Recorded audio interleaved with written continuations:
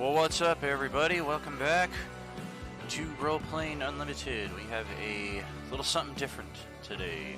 A dungeon crafting, dungeon construction stream here. And it has been a while since I've been to this page. Usually I construct everything right within the game page for the players, but doing that in a live stream format would be somewhat telling. So I'm going to take a quick look through my existing maps. I don't think any of these are really going to work for my needs. These were all just kind of pre-built a few years back, just to kind of have things ready. I think they're mostly terrain encounters anyway.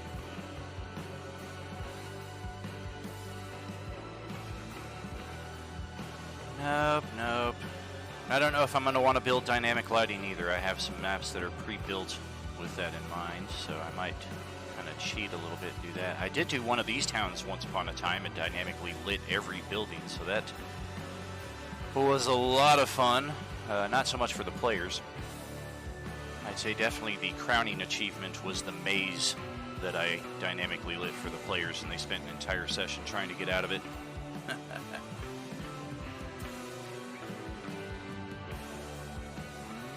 Very cool. Cool to see you there, Wild Bob.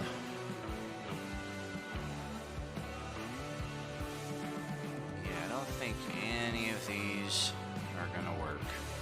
This would probably be the closest thing that I have to a functional map at this point. So let's delve into the library, which looks like I did not copy that over to the stream side. Oh well. Maybe next time.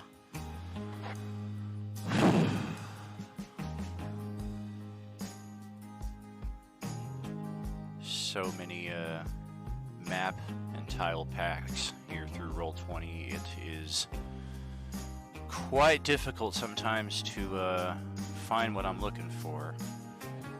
Actually, I might be able to. Game add-ons. Yes. Here are some of my pre-lit maps. Ruins 2, City Tavern, Library Tower, okay. I don't know. This might warrant a new purchase entirely, because some of these are already being used for Friday night game. And some of them are already in use for the open tables too, so I have a lot of them here, but not too many that I can draw upon. Swamp Ruins. That might be something. See what we get with that.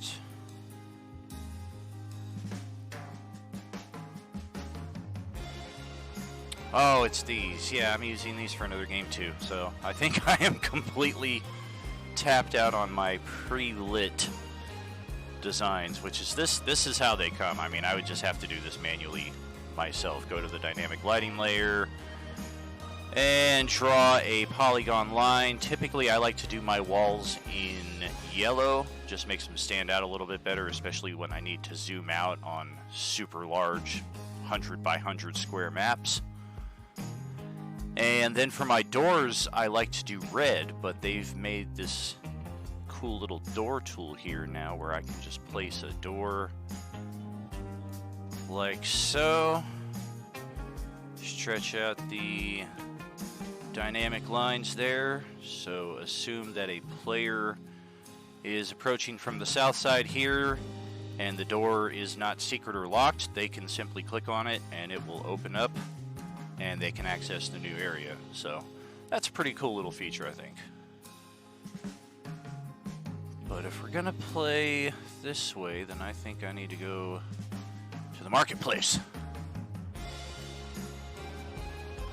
GM Appreciation Month. Interesting. Okay, so we are looking for dynamic, and hopefully that should suffice.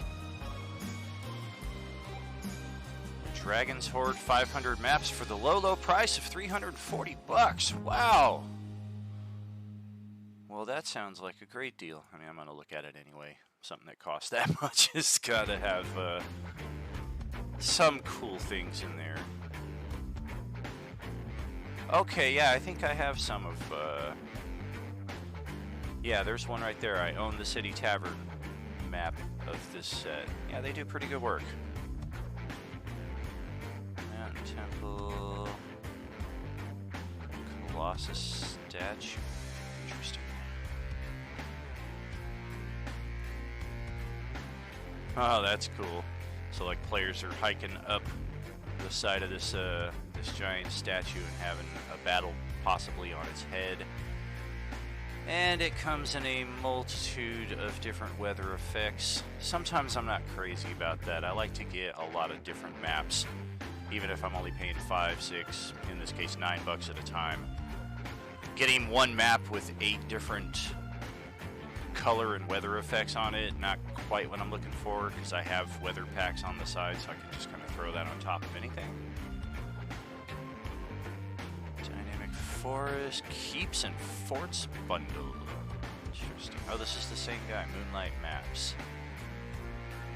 Forest Fort, Coastal Keep, Hill Fort, Island Fort.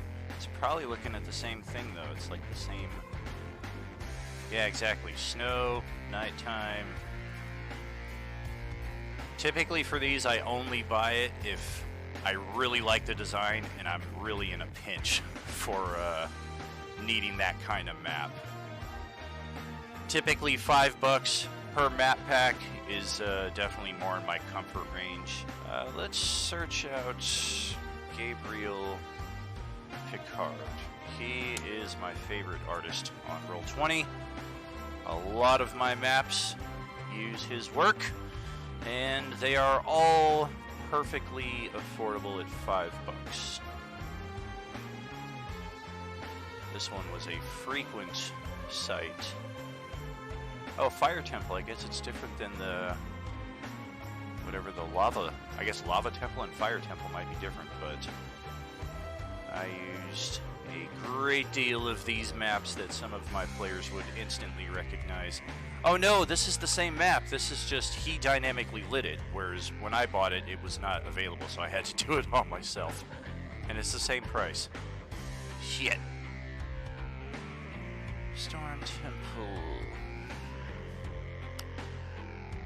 Gothic Estate, I have that one. That is a fun map. Moonbase Massacre, likewise. Critical Trails. No, he's only got 2 pages, though. That's the problem I run into sometimes. He's not got everything dynamically lit just yet. Some mines could be fun.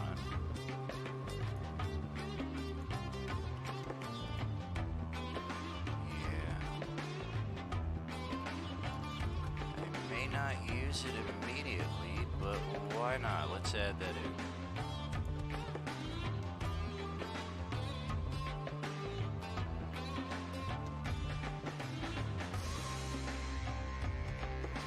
Alrighty. 500 maps, 330 is not that bad. Yeah, exactly. That was the problem I ran into with Campaign Cartographer, because I use Incarnate, and then a friend talked me into getting Wonder Draft, which was pretty affordable. I think $30 for their whole program is definitely right on point. But for Campaign Cartographer to get every single thing that they have, and I'm just a completionist with everything, really, it was like $1,500, and that's on sale, like 50% off, I think. Well, these look super cool. I have some sewers already, but they're a little too pretty. The water looks like a swimming pool, so it's like a brand new sewer. Yes, we will. We will get Gabriel's Dynamic Sewers. Thank you kindly. And I think I saw a Ruins pack there. Yep. Although... okay, Overland Ruins or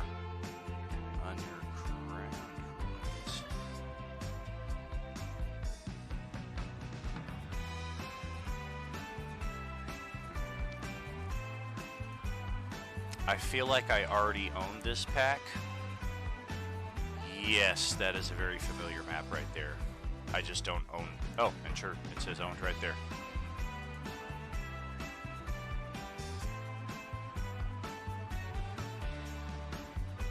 Yeah, very, very true.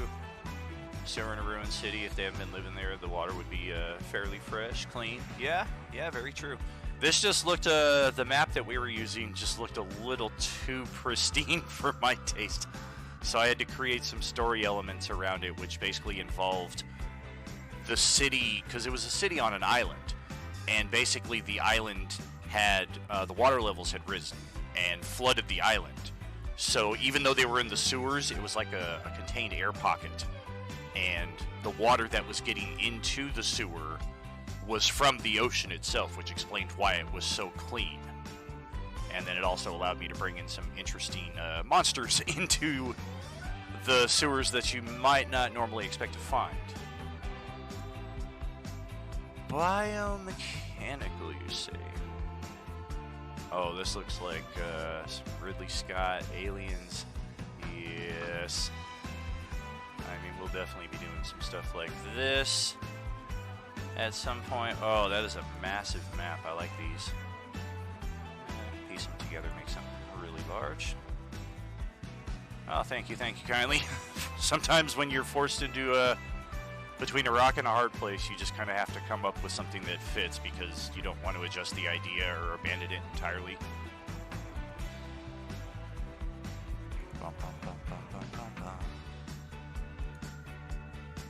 Alright, Gabriel, you're taking my money today.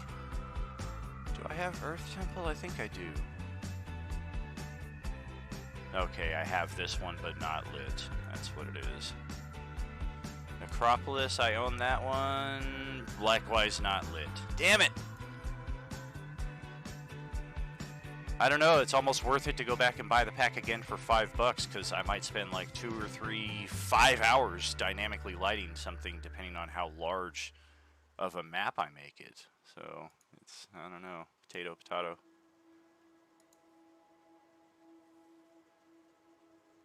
Okay, happy with that. Yes. Water temple, ice caves. Don't have too many of these. This looks just like his regular cave pack, but with ice. Fair enough. Can't really put ice effects on my maps. I can put a snowstorm, but the ground is still going to look normal. And some pieces on the side, I like that. Test token, so I can make sure that any extra dynamic lighting that I add is correct. Alright, Gabriel. We're going to get the ice pack too.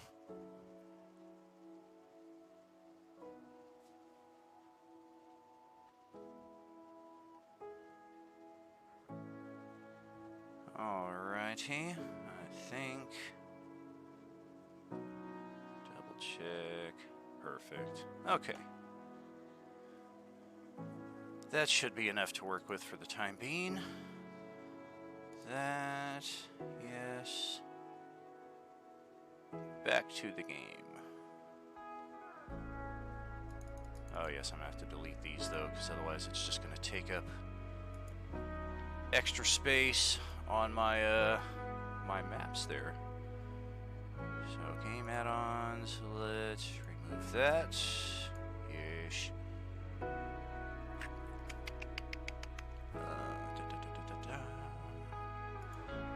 Okay, now to find.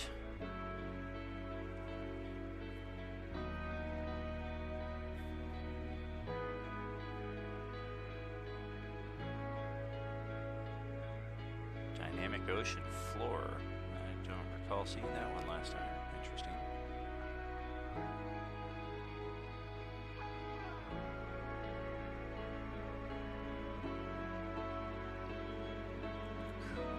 Cool.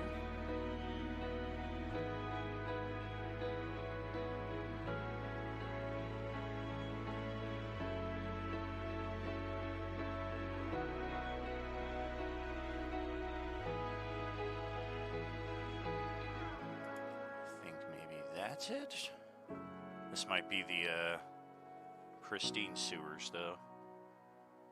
Dynamic dynamite sewers.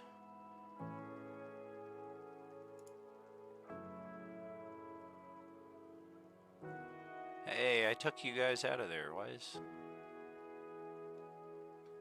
Alright, just archive.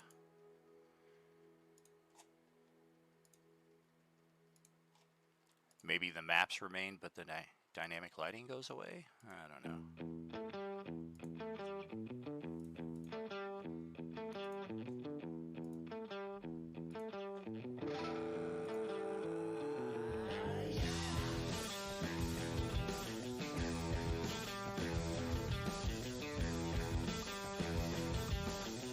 F.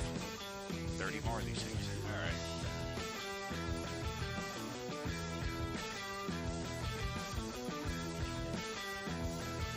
Alright, random choice, and looks like this is the one we are gonna go with here to start off.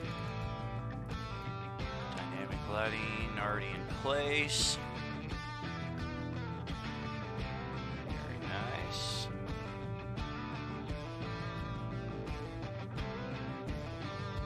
Take these doors out first and foremost and replace those with the new and improved Roll20 doors. This is how I used to have to do it. Players would wait outside the door, and then I just gotta grab this thing and like move it off into nothing. And then if I need it later on, put that back. And sometimes I would actually have a physical token for a door that I could swing open. So it was just a lot of hands-on that, I don't know, players should be able to open their own doors.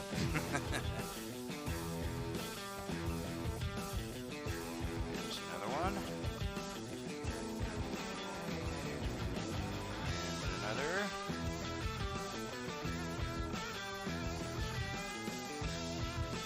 And a last one.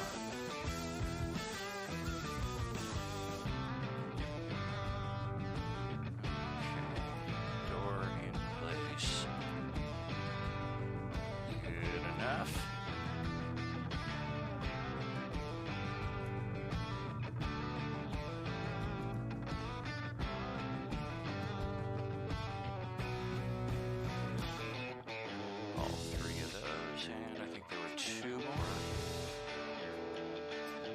Side, yep. One right there.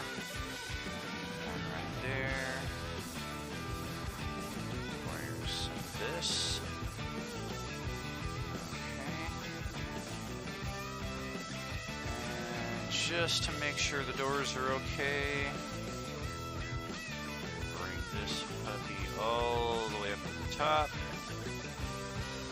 Player marker there.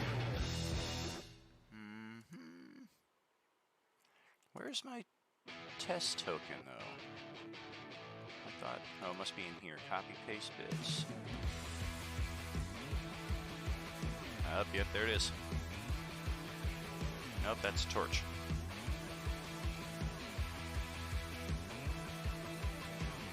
For sure, yeah. Yeah, that was a fun first time there with the cabin up in the snowy mountains, being able to interact with the map like that. It's small little details like that that really add a big deal to the game, I think. Well, if it's not on the bits map, where the heck could it be? You didn't just throw it down randomly on one of your maps, did you, buddy?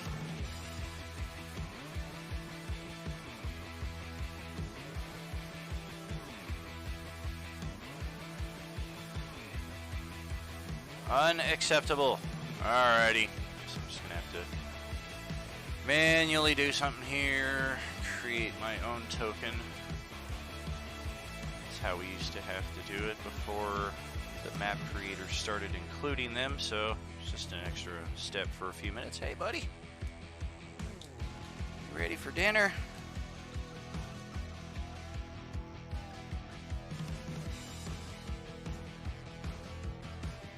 Alright, first monster in here is an air elemental. That will work. Maybe. There you are. token layer. Go back to the token layer. Give this thing some vision, some night vision. 60 feet is typically what most players have if they have night vision. Details, this is controlled by myself. Fet, going back a ways. And then rejoin as player. And then I can see what this is going to look like from the player's perspective. Especially if I'm drawing all my own dynamic lighting, it can be very helpful because sometimes I might leave a gap in a corner like this and then players can just kind of see into areas they shouldn't. Yep. Looks good. Okay. Scooch on down. Make sure that all works. Good. Crank that open. Nice. Civil rights, you demand that I euthanize your name. Walk ahead. What is this? The glowing ooze? I don't know. Even as an air elemental, I kind of want to give it a wide berth.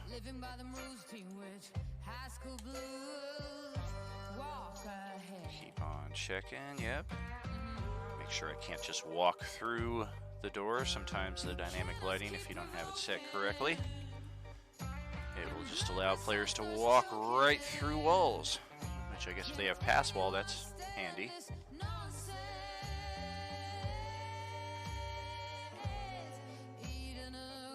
Cool. Yep. Into the tiny passage there.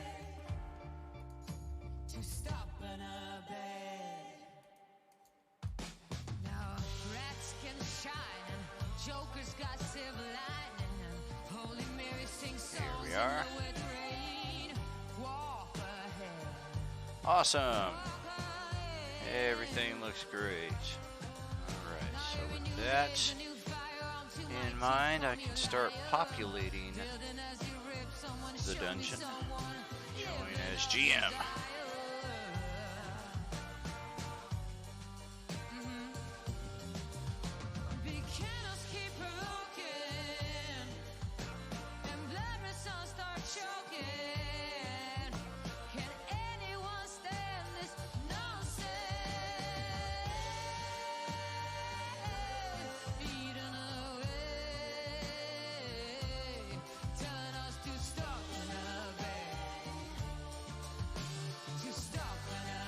That explains things. I don't have my compendium shared with this game, so I can't look up all the monsters. Hopefully I have one free slot. All right.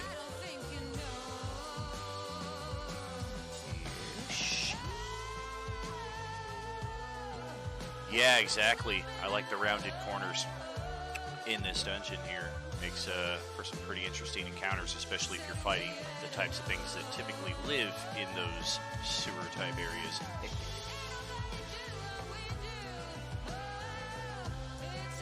Okay, open table.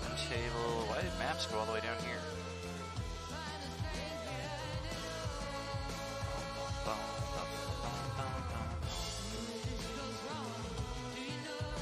Alright. Oh, it still didn't save my... This happens all the freaking time. I saved the compendium settings on this game. Compendium.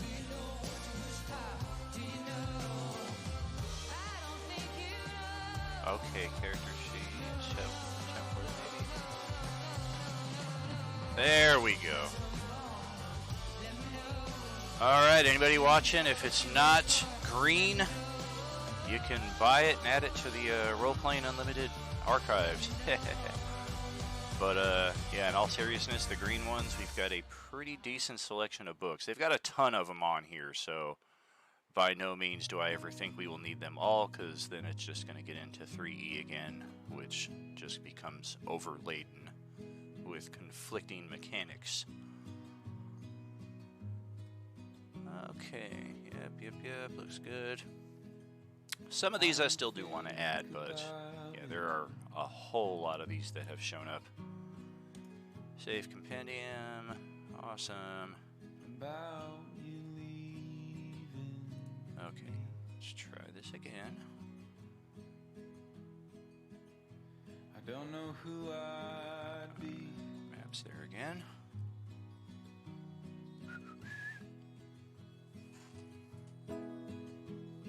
Would everything we built just turn to broken leaves? I don't know. It happened with every single one of the open table games. Just have to keep saving the compendium settings repeatedly until it finally says, oh, that's what you want. Okay. Walking out that door. Character sheet template. So maybe Never hearing me talk to myself this should be saved first.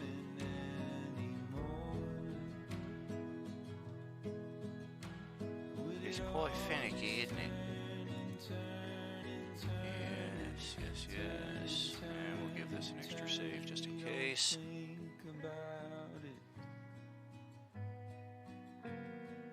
Alright. Third time's charm.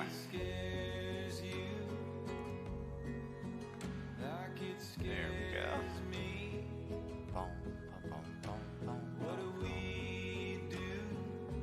Hey! Success at last.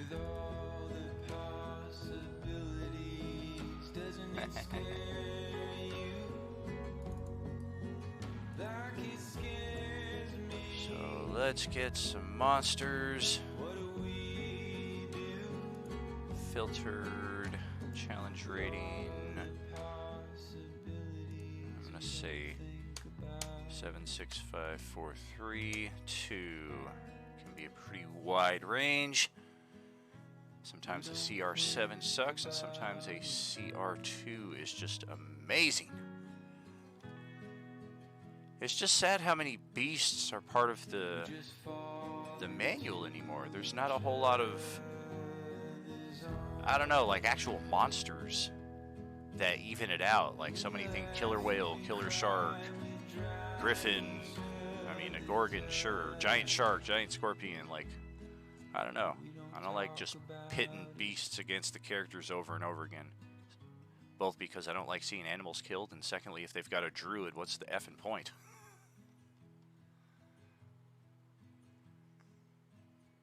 Suavine Basilisk, you say? Explorer's Guide to Wildmont? Oh, it's a water basilisk. Huge monstrosity, unaligned. Yep, so it'll turn you to stone while you're swimming. Oh, jeez. Being turned to stone isn't bad enough, and then you just sink to the bottom.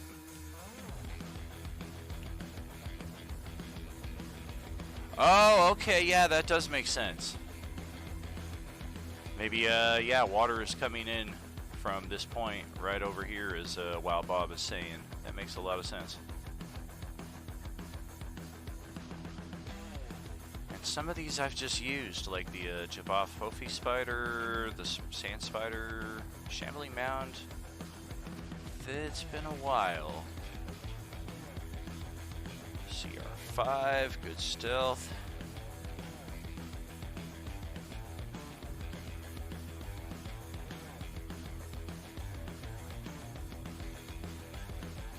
I mean, if you can't use a Shambling Mound in a sewer, where can you, right? Okay. And then I always like to check if I have a better Shambling Mound token inside of any of my token packs. So like this right here. It's pretty cool, pretty cool.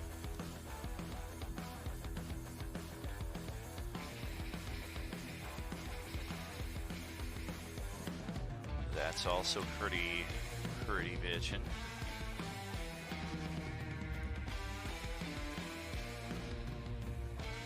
cool in its own way. I think we'll go with option 2.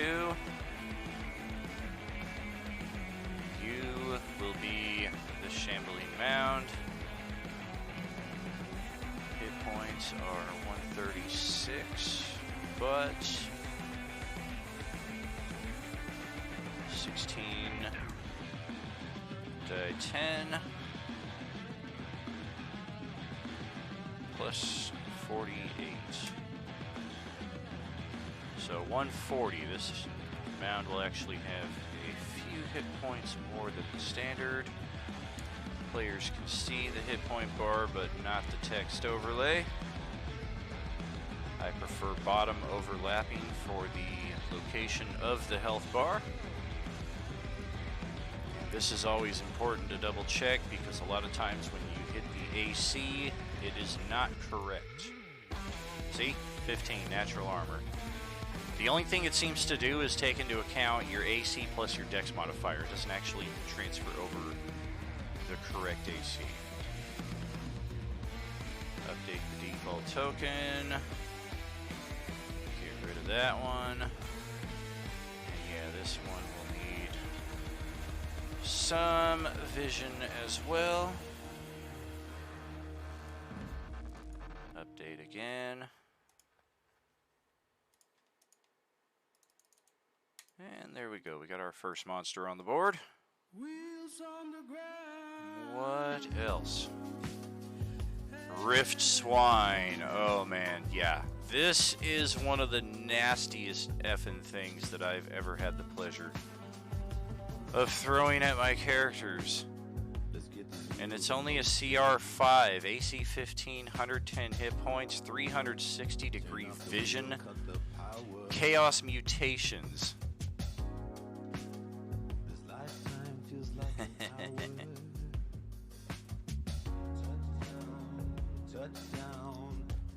Makes 1 Tusk's attack, 2 Tentacle attacks. 2 die 8 plus 4 slashing, 2 die 6 plus 4 bludgeoning. If target is a creature grappled, escape DC 14. Woo! Yeah, these things are pretty badass. It's been maybe a year or so since I've used them, so their time may be returning soon. Ochre Jelly, Corrupting Ooze.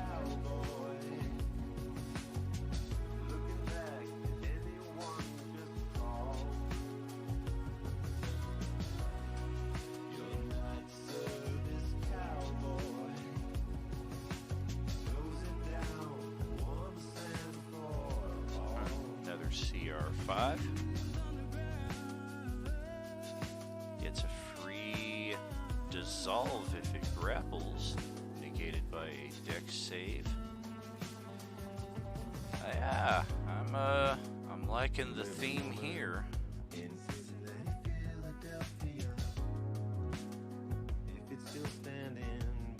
Not sure if I'm gonna have a better token, but we'll just see.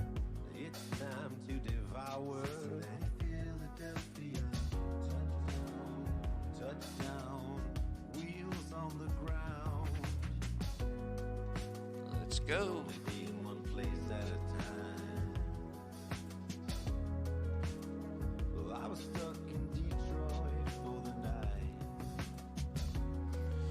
Holy moly. Nighttime feels like an hour. Touchdown. The night service cowboy. Looking back at anyone just call. Your night service cowboy. Closing down. That could be interesting. Not quite what I'm looking for. Let's see.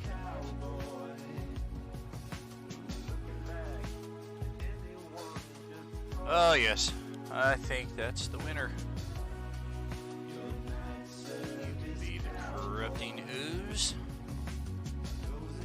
115.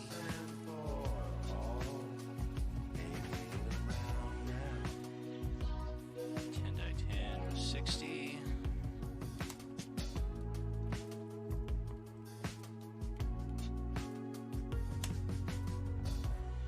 28. This one's got a good deal more than the standard.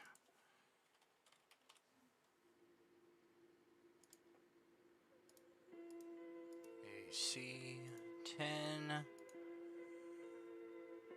12.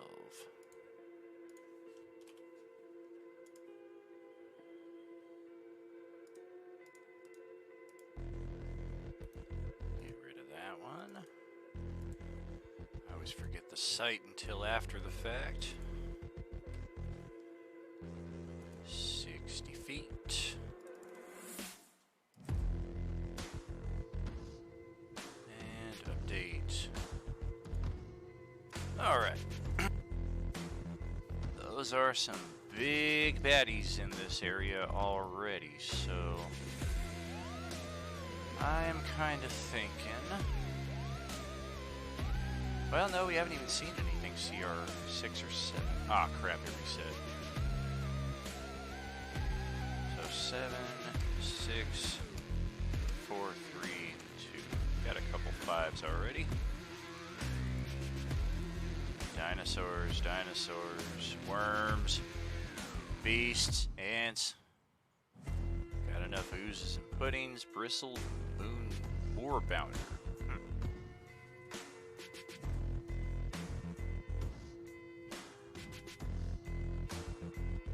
Huh, it's like a horned panther or something.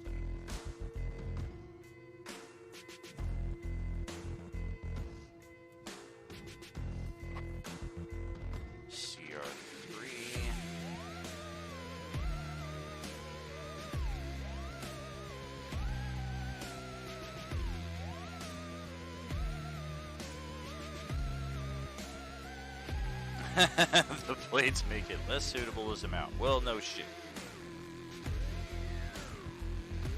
Okay, I think something like this. Even if it doesn't find a home here, I'll have it prepared.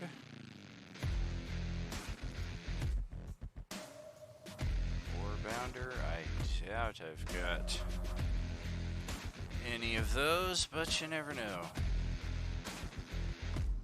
Workshop, David North. Yeah, David North always does really good work. Another world token set.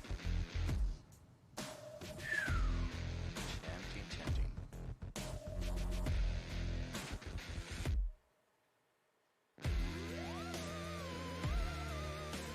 Yeah, that's pretty badass.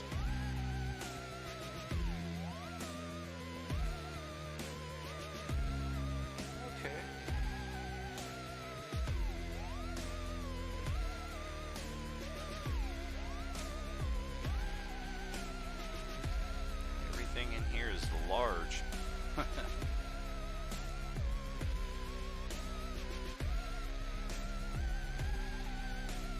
buddy. Almost time for dinner. 7 by 10. 47. Alright, finally one of these things gets the short end of the hit point stick.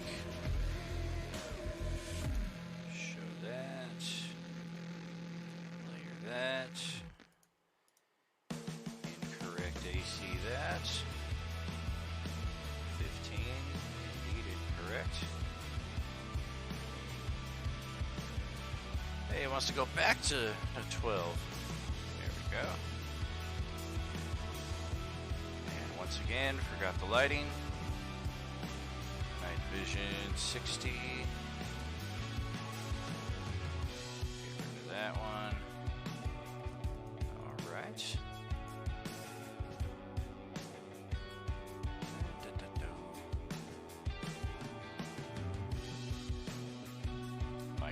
Death cap. Got a little mushroom folk there. Pretty cool. I do believe I already have something like that for one of the games coming up. And that's why it doesn't want to load. Death Butterfly Swarm.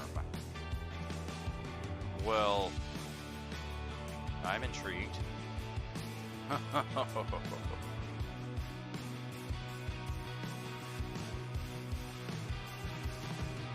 And while we're loading, we'd like to take this opportunity to bring you... Oh, and there, we're back from our commercial break. A death butterfly swarm results when a rare breed of carrion-eating butterflies drawn to the stench of great decay feeds on the corpse of a fiend, demon, or similar creature. Poison? Wow, it affects corporeal undead who are otherwise immune to poison. Multi-attack. Can be targeted in spaces. Huge swarm of tiny beasts. Wow, it's huge. Oh, goodness. Some vulnerabilities.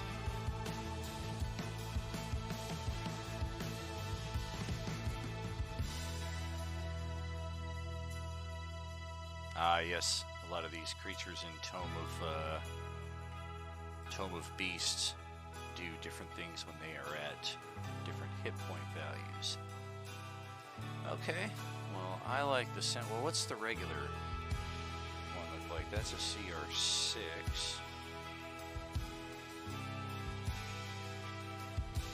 Maybe it's just smaller.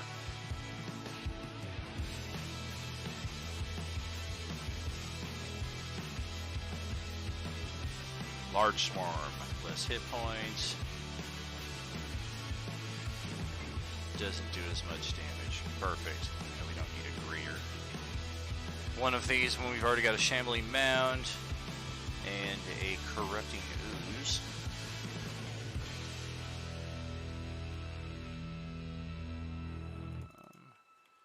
Death butterfly? Death butterfly swarm. Damn it! What are these? Oh, yeah. Okay. A lot of clockwork stuff. That's pretty cool. Deep one. Demon.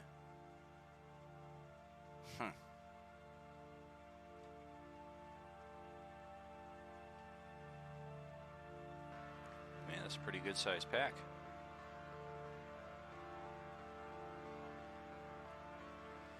Even still, I think we'll hold off for the time being. Let's see, the Death Swarm. Gonna have 11 die 10. Eesh. 78 hit points instead of 60. I know, boys. One more second. Let's get this set. And I don't have to set vision on any of these. Control L when controlling any of these tokens from the GM layer. And you can see just what they see. Very handy when you assign these permissions to your players. So that way, if somebody asks, can I see this over here? You can look through their character's eyes and know the map that you have designed and kind of be in a better position to make those decisions. Okay. I think this is a good start. We got the map, we got some monsters. Gonna need to decide who goes where, assign that accordingly, treasure as well, and then of course possibly any traps that might be in here. That's one of the more fun areas, especially if you utilize the API.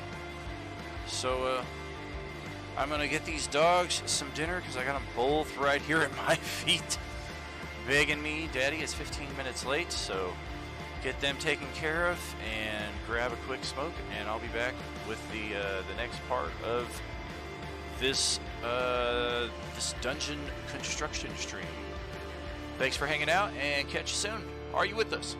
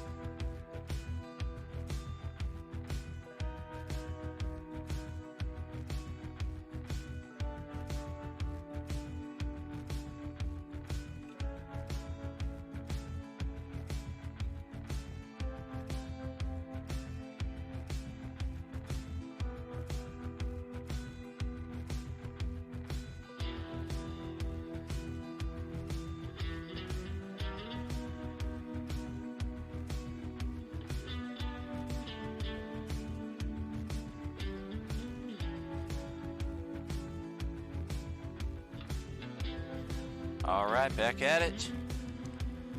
I do have one thing though that I'm gonna pretty much immediately need to send this back to a hidden screen for, because as I transfer this map to the existing game that I'm gonna use it in, yeah, I don't want anybody to see what game that's gonna be.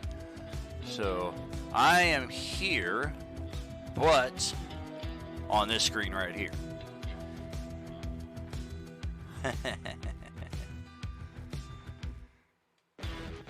So let's see, which game will we choose?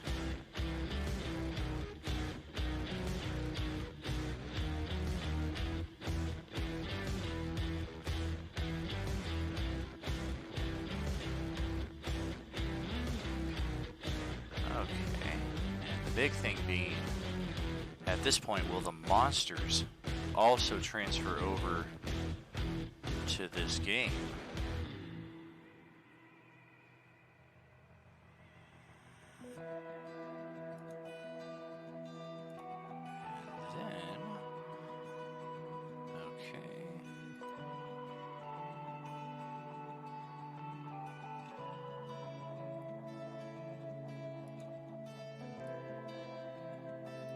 Excellent.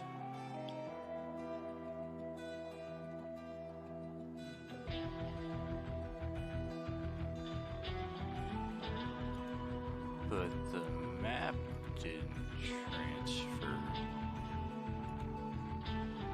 Okay, yeah, as usual, gotta go the long way around because I think I need to port that add-on into this game. Dynamic.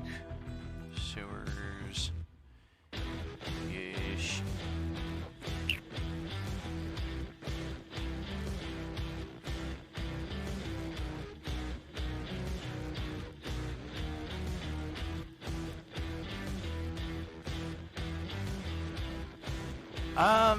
I'm sure there are APIs and macros that can be added in that take account of things like line sight, tremor sense, and what have you, but for the most part, I typically have to keep track of that stuff myself, or in the rare event that a player has it, then they have to keep track of it.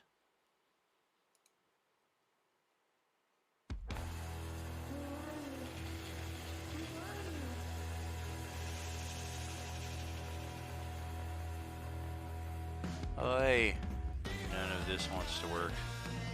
This sounds like Ozzy to me. I'm sure that's what they're going for.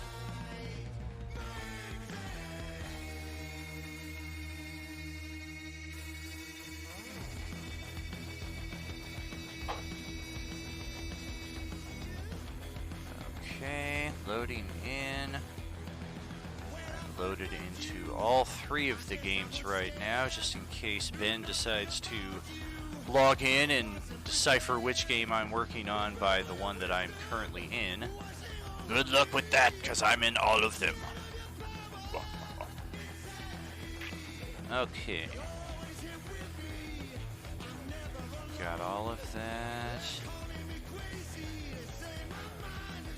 And maybe I have to port the map over again, because it's still not here.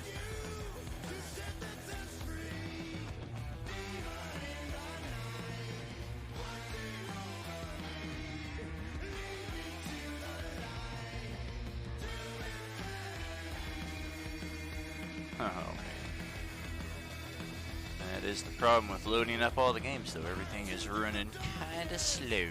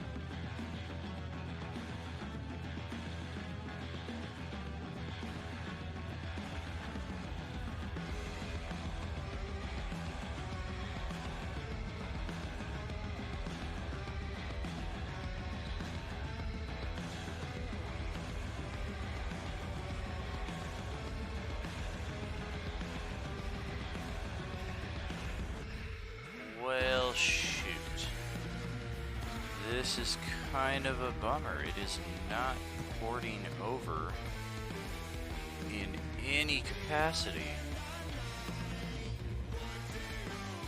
Try it one more time and see if it works. Otherwise, I'm gonna have to start this whole process over again.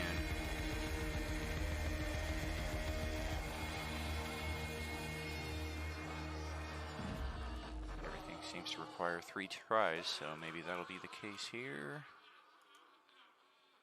Oh. Nice.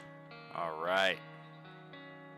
And back to the live scene. Map seems to be all set here as well.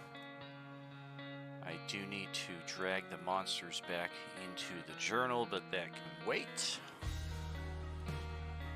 So, treasure. That's always a fun little part there. And I don't always set the treasure. A lot of times it's just kind of decided on the spot. But I do have these cool random treasure cards here, which is what I like to use, which is why anytime your characters are randomly searching for treasure, I'll say roll a d12, because this is what I am consulting. And then I will, of course, bolster that with some randomness and necessities as well. I'm a big fan of not rolling the correct dice procedure, apparently. There we go. Percentile. Percentile dice are my bread and basket. Or my bread and butter, I should say.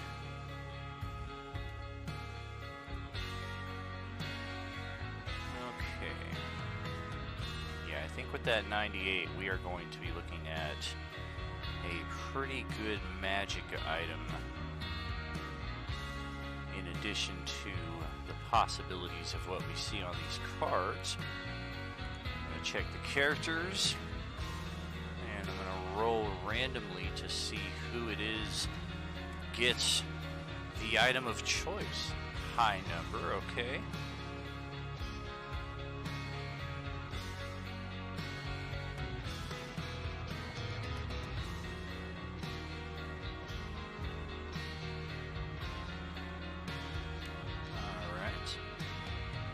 I think we know who it is. Uh-oh. Nothing.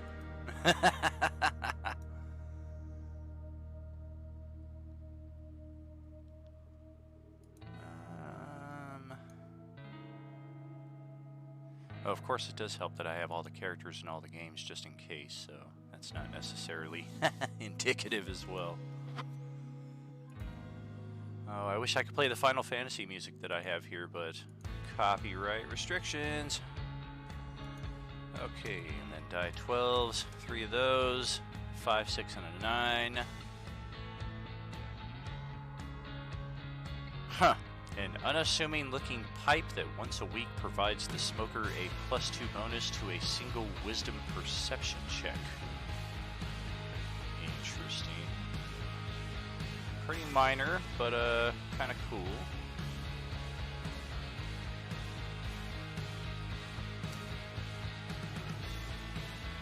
Go sewer treasure for this one.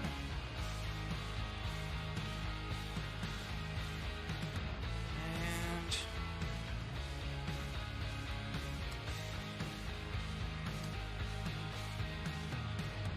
once a week grants +2 perception check.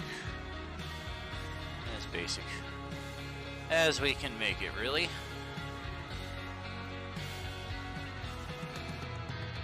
And then a 5 and a 6, which is both the same thing on this card.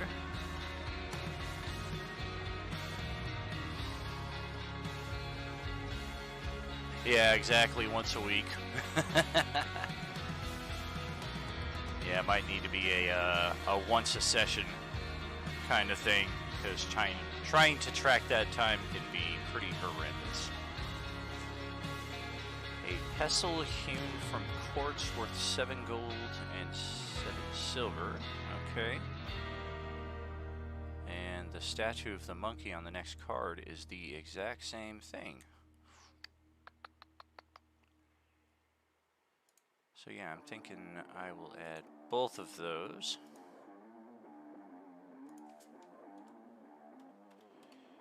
A quartz pestle, 7 gold, 7 silver. A monkey statue, 7 gold, 7 silver. Carved from black wood. Blackwood, golden eye, monkey statue. Alright. Off to a good start. This will go into my hand. And we'll do a 2 rolls on the second card here. 1 and a 2, which is exactly the same as the 6 that I've already claimed. So in this case, we're going to go with nothing. We'll try 3 rolls on the third card. 5, 5, 10. Pocket change. And a potion of healing. Okay. So every adventurer's dream haul. 7 gold, 4 copper.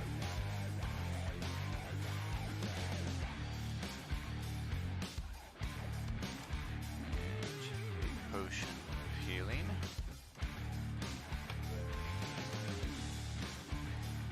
Draw that card. And now any further treasure, I think I will consult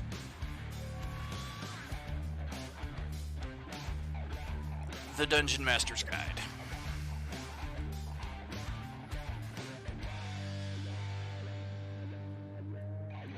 A place like this might be worthy of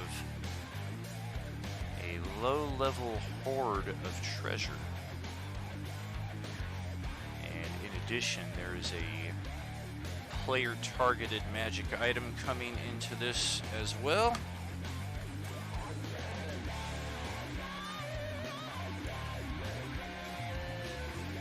Okay, hoard challenge. Page 137 of the DMG. 41.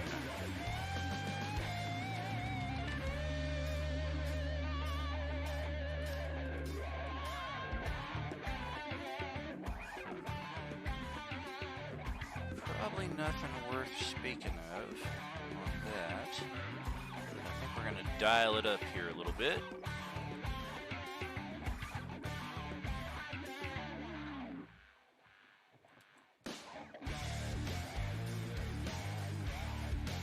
They are really set on that calculation. Oops.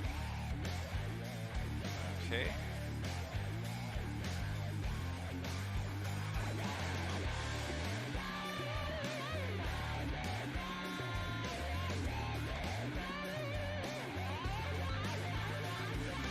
Yeah, magic item table B has got some interesting stuff on there. Hi, buddy. All done with dinner? Okay, potion of greater healing.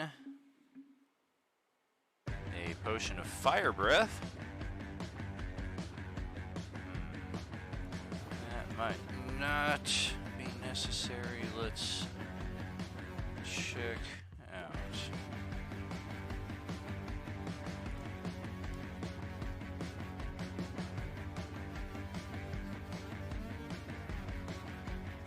They're all disposable items, but still useful.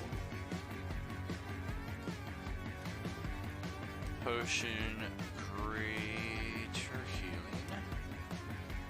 Potion of fire breath. And some Chaos Tom's ointment.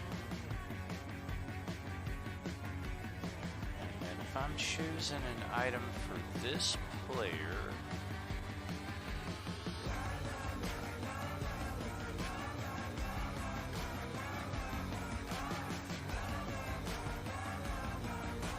all right, Wild Bob, catch you in a bit, pal.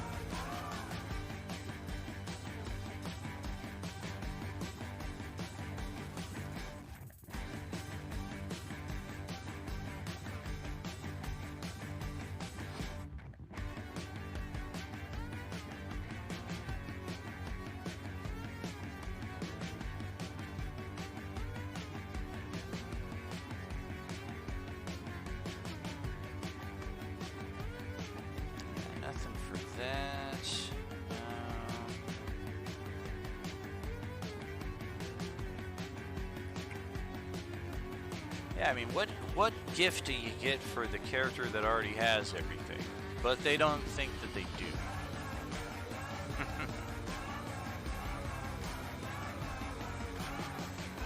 Well, that's helpful. They give you a category that when I click on it, it says no results found. So that's, I don't know, probably one of the more useless categories in the compendium here. Yes.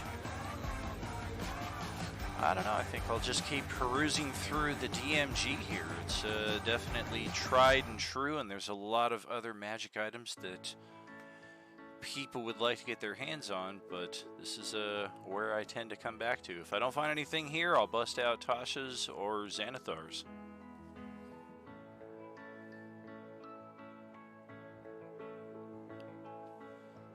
Nothing really to do with armor. Bag of Holding is probably a bit too common.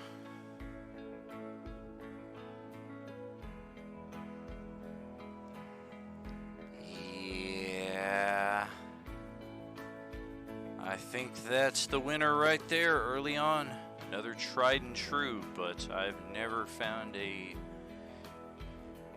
character in any capacity, especially a fighting character, who would turn down a belt of Hill Giant strength.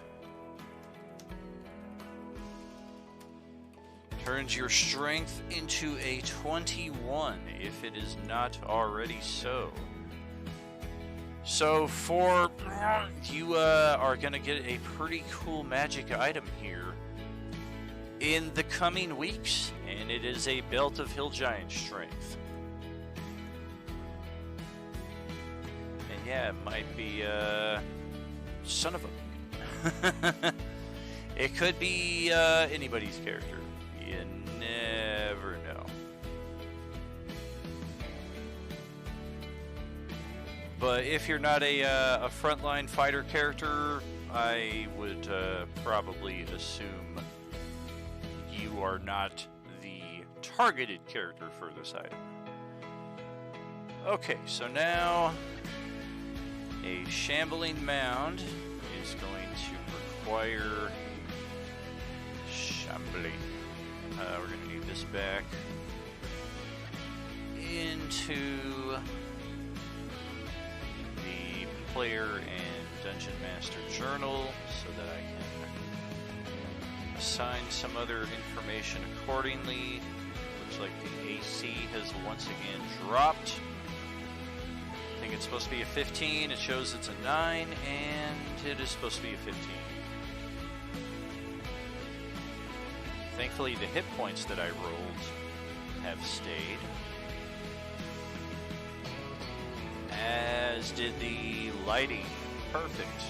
Perfect. Get rid of that one. What the hell was this thing called? The moon? Yeah, the Ore Bounder.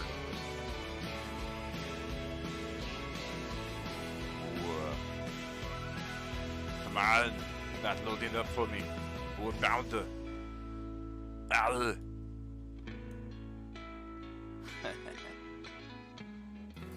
Hey, at least I can entertain myself, right? That is not... Yes, this is the one that rolled lower hit point value. Otherwise, everything seems to be correct. Did the AC stay correct on that one? It sure did. All right. So that works. Take this, update. Likewise, the corrupting ooze. Oh no, this is the death butterfly swarm. Butterfly swarm. It's full of all kinds of death, isn't it?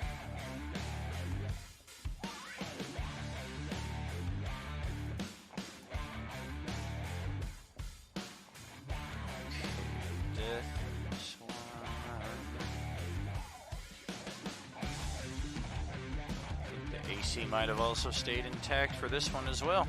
It's pretty cool.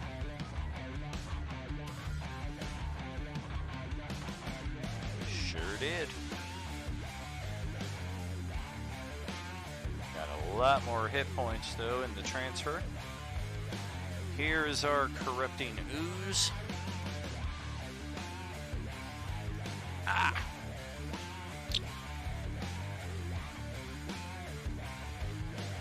Here it is.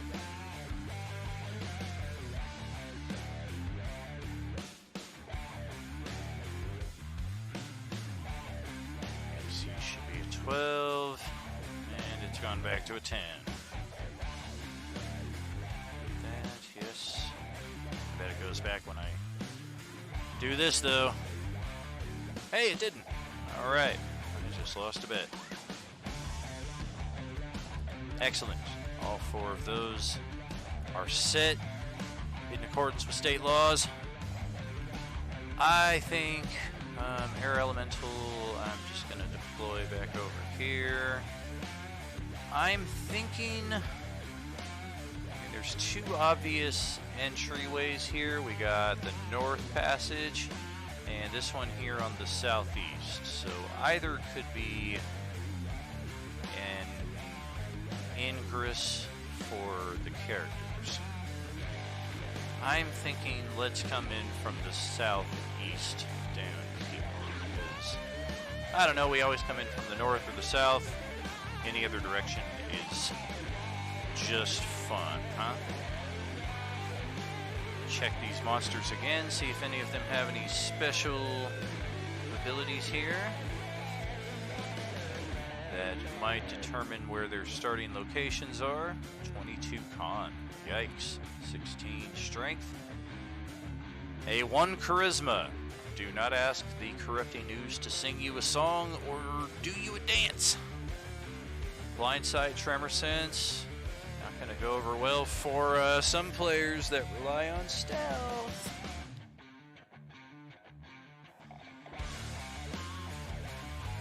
Yeah, I mean, it's got a decent stealth skill, but its dexterity is not helping that out with a 10.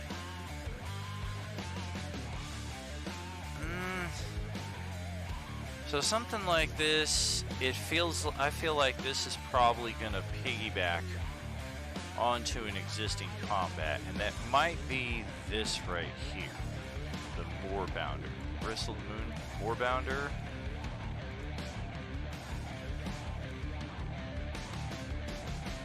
At the start of each of its turns, yes, yes.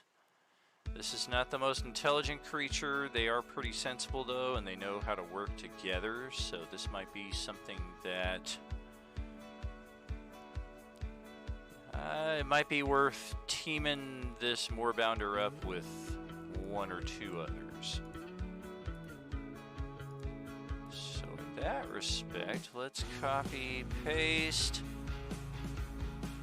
and let's roll them their own hit points, 7 die 10.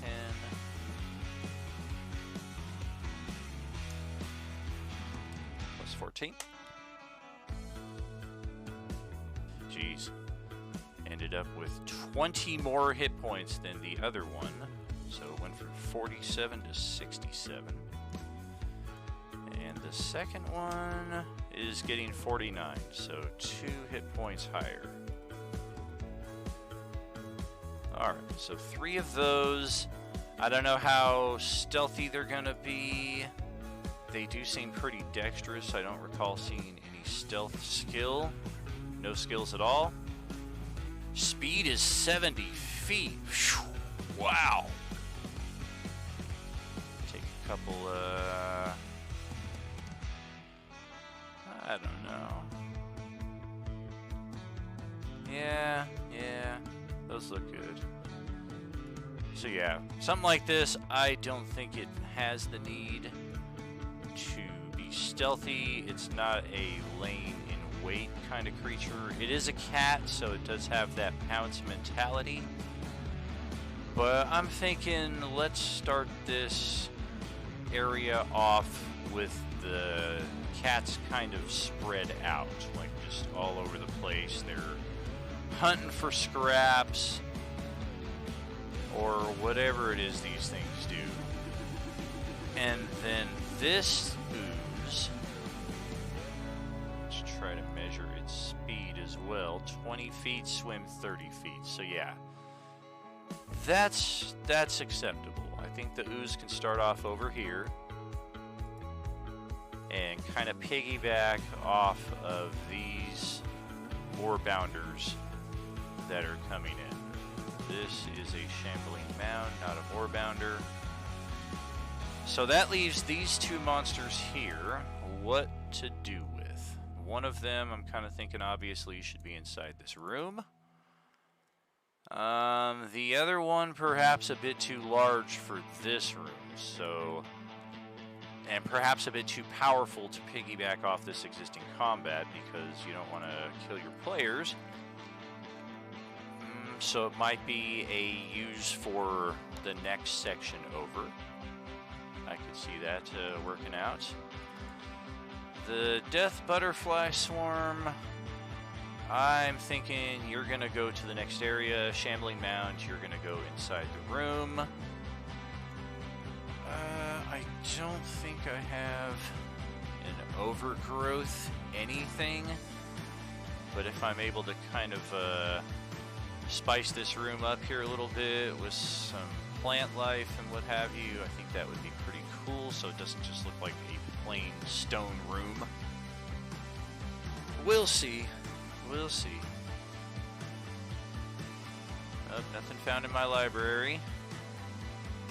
I do have some web maps of Overgrowth, but they are not an Overgrowth template so much as maps that have been designed with Overgrowth on them. So that's not going to work. And there's nothing found in Roll20. Probably used the wrong keyword. I don't know. Let's just look up plants. Perhaps Overgrowth is a bit too sophisticated. More premium assets. I have a bird cage. I have located over a dozen different bird cages. I typed in plants. I also have ceramic bowls, candles, calipers, curtains,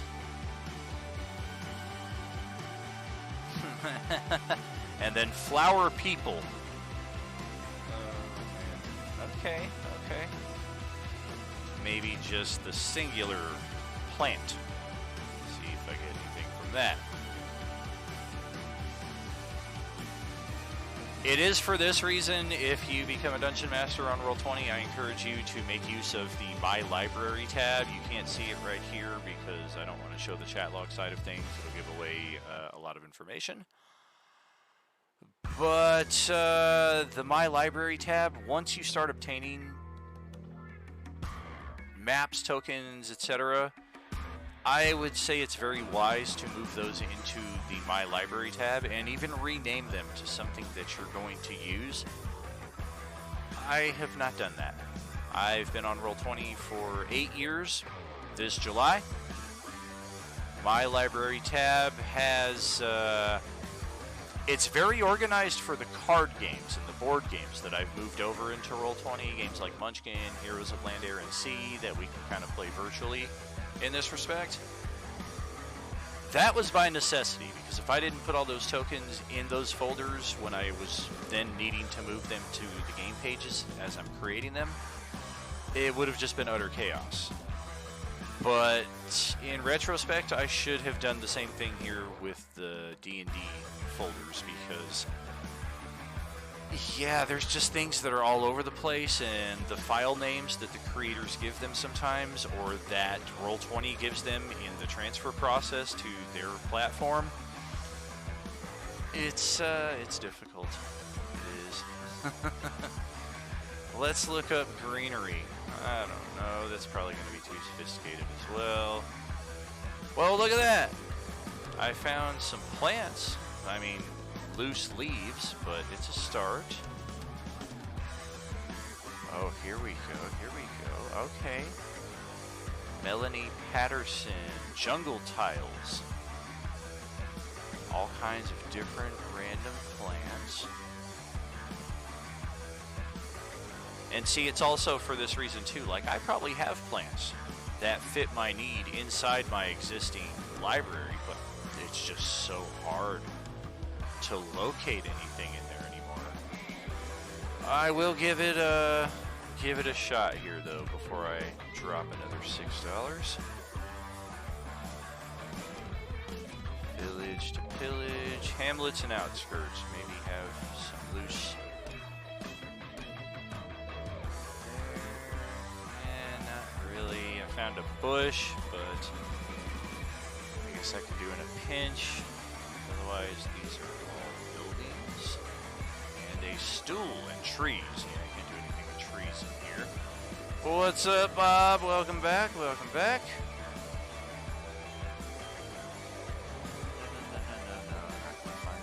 There. Traveler's Pack. Nope.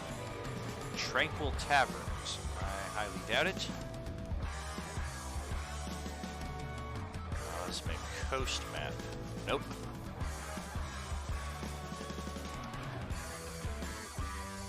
Spaceport. Metropolis. Skeleton Army. I think not. Mushroom Caverns. Now, if there are any loose pieces in here, I might have found something. But see, they're not. They're all just pre-built map pieces that have mushrooms already attached to them. That does me no good here. I need loose mushrooms to throw into the room with the shambling mound. Fire Temple, Wild Woods. Ooh, the Wild Woods might have something. Rivers run dry, dust spreads in the air. Logs and bushes, rocks, trees. It's too much for a room that's just had some overgrowth. Right? Yeah, they made it perfectly designed for these monsters to move in. Appreciate you hanging out, man. Good talking with you. Oh, bushes, bushes. When they love you too much, now it's fame, fake, or even Aquatic ruin. Don't be scared when the world Algae. paralyzes Algae. your state of There we turkey. go.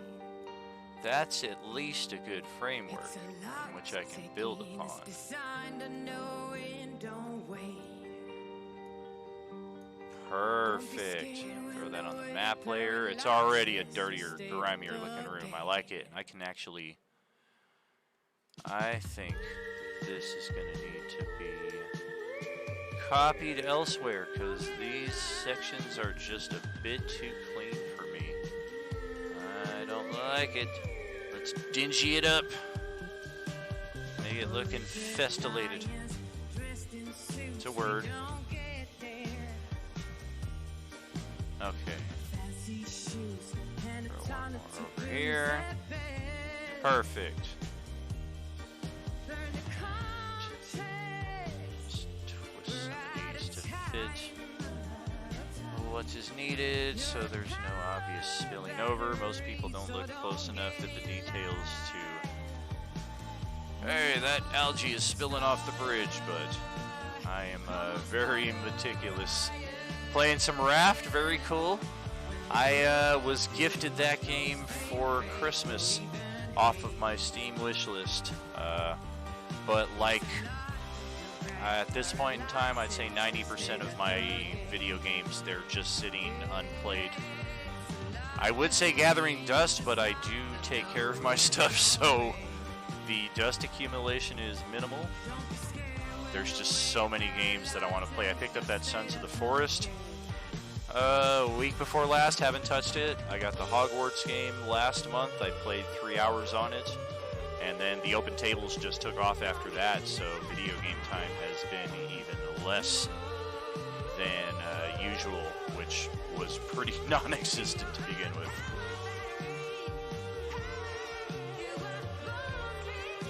There is a certain joy that comes from all this too, though, like in greater and more ways, like just crafting all of this stuff and having these games to look forward to. It is a blast.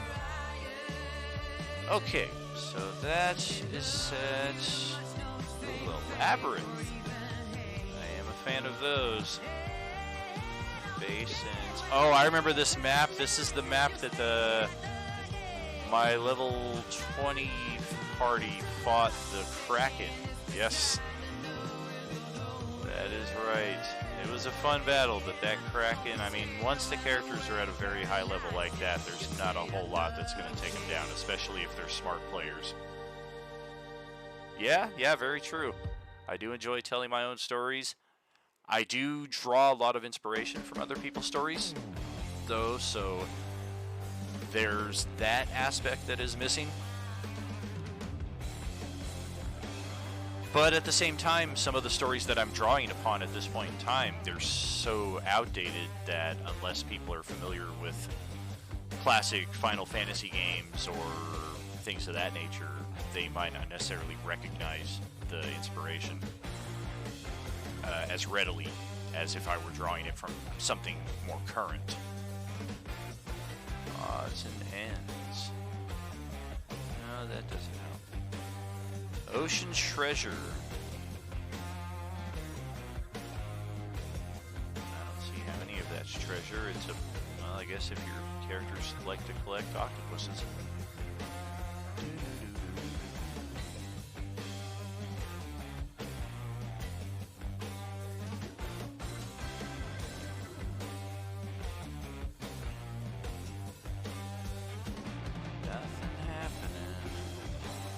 The algae's a good start. I just want a few more things, and it may require another search. I think I'm gonna search mushrooms this time if I do not find what I am looking for. Game Props Dungeon. I doubt it. I feel like most of this is gonna be treasure. Okay, well, there are some bones. Yeah.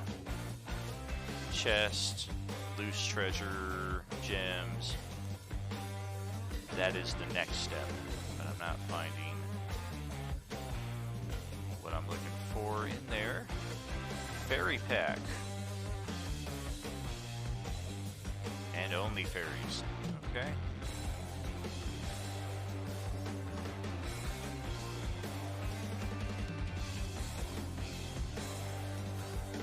Space Station base, so I'm sure I'll find what I'm looking for in there. Curse of Strahd. I don't know, maybe something's in there.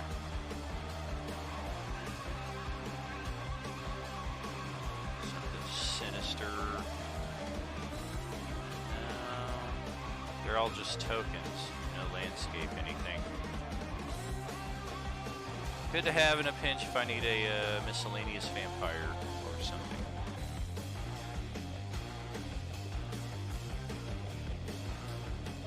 Modular River. I have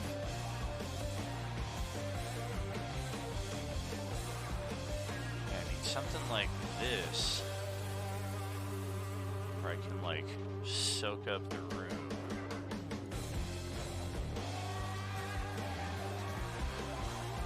And I also need some soil stuff in there. And the background, this needs to go to the back. That goes to the back, and then the whole map goes to the back. Shoot. Okay. This goes to the front.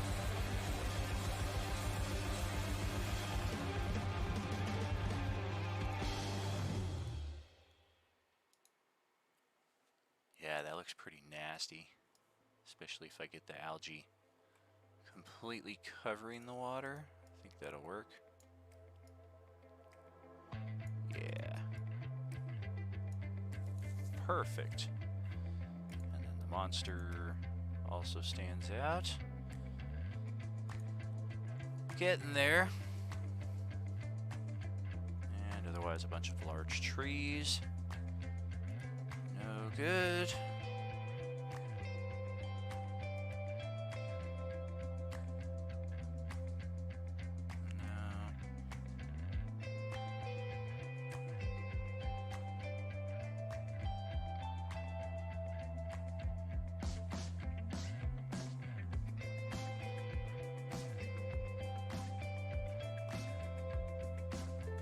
Alien Worlds.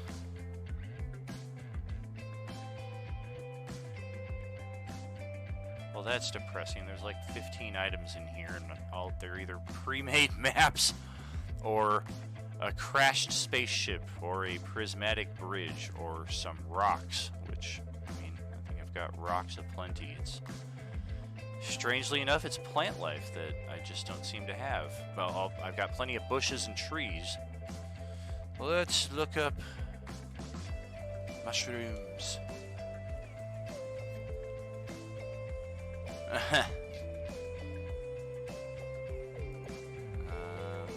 Ooh, a myconid.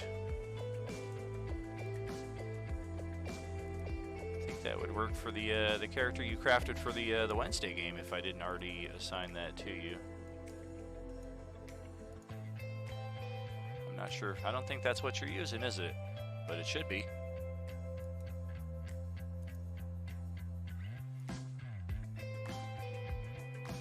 Yeah, for sure. Will do. Although you may have to remind me. Alright, I type in mushroom and I get caves aplenty. None of which have even mushrooms in them.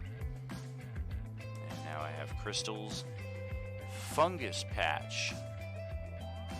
Here we go. Yeah, fungus patches and mushrooms by David Hemingway. Yes, I bought some of his stuff before as well. Build your own caverns.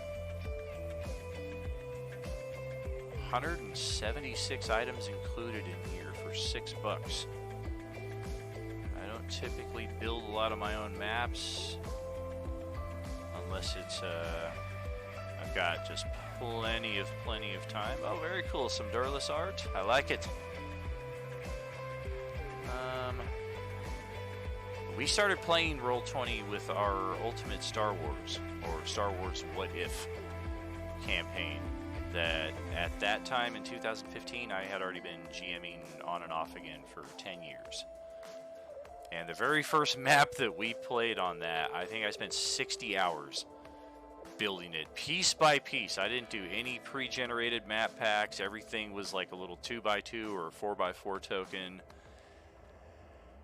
I still have that map. It was a blast to play. I think I might actually take a look at it here shortly and just reminisce, because I'm sure it looks sloppy as just all get out right now. I think this is going to be the pack, though. Yeah, this works out well. Bunch of fungus, crystals, some random caves if I need to design something in that respect. Yes.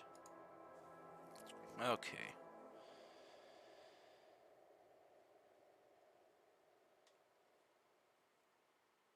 Wonderful. No, Frosty. We all just Build your own caverns. Perfect. up on Okay, let's. Oh yeah, I mean you gotta dig in. throw a crystal cluster in there. I don't think it's gonna be that big though. Caverns kind of make sense for building your own thing, since you'll likely use a cave in every campaign at some point. Yeah, exactly. And I do have like some pre-made caverns already that have served my uses more than enough. If I'm building my own map, you'll definitely see the difference. Like, it wouldn't even be anything like this where rooms have already been pre-designed. Everything would be like old school, just a blank canvas, and you're drawing out every passage. And I've got plenty. This map pack would be perfect for that because of the cave layouts that they give. It's just more time consuming than I have time to put into anymore. Somebody offered some valuable advice last year. They said if you're spending more time prepping the campaign than you are playing it, you might need to reconsider how you're spending your time. And I know that doesn't apply to all game masters, but for myself, especially with as many projects as I'm passionate about, my music, of course, the Role-Playing Unlimited, which music is all part of that.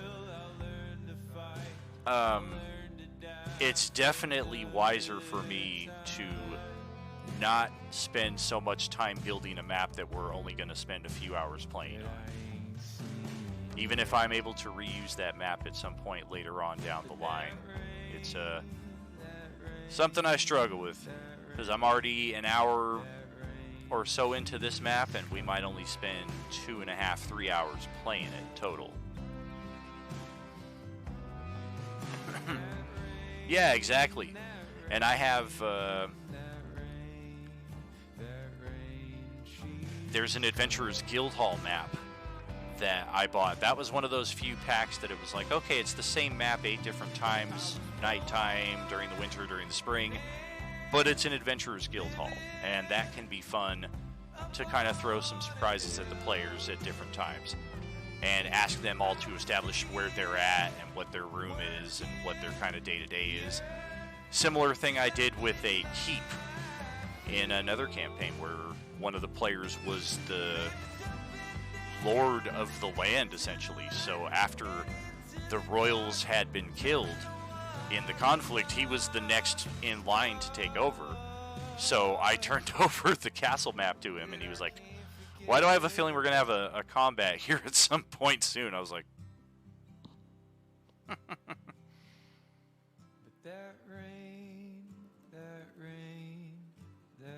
Alright, crystals. Ooh, I think I like these crystals better.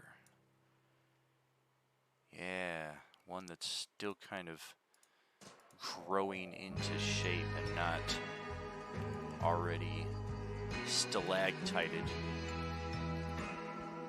Yeah, that should work.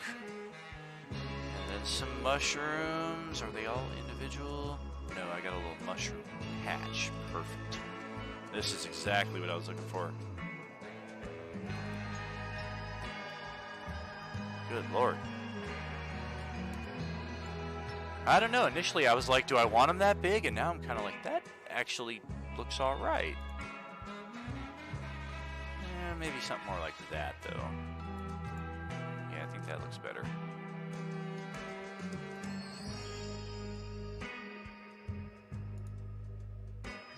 And throw some more over to the other side. Perfect. And... oh, okay, I see. It's because I moved that. There we go. That looks so much better. Yes. A few extra details like that can really make the difference. And something tells me this room should be locked. Somebody went in there and was like, nope. It's like Walking Dead. Dead inside. Do not enter. Got that. Okay. Treasure can hide.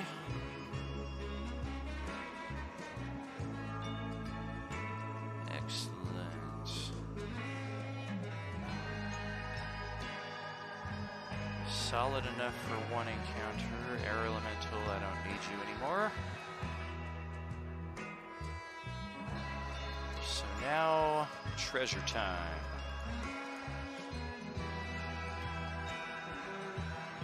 Always gotta have plenty of treasure. Dungeon. Game props dungeon. That's what it's under. Kind of thinking a little area like this. Oh yes, it writes itself. Throw some bones. And that's too many bones. Just a single body's worth. Ish. Yeah, something like that.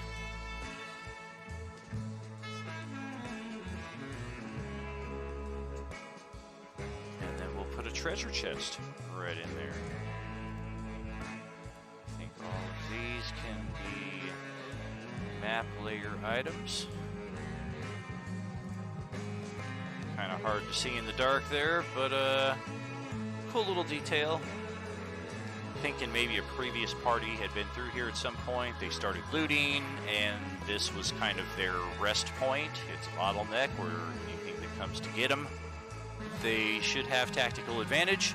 And of course, we can see how that turned out for them, as their remains are here, and the treasure that they died defending is still sitting there, because none of these monsters here really care about treasure. So wherever the treasure may have come from would be part of a backstory or side story disconnected to these beasties that are here. Players start there. I think this seems like a...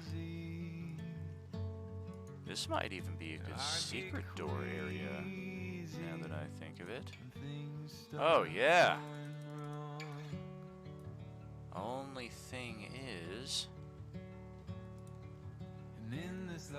yeah, that's going to spoil it right there. Because there's a gap in the freaking wall, so it doesn't matter if I throw a secret door there.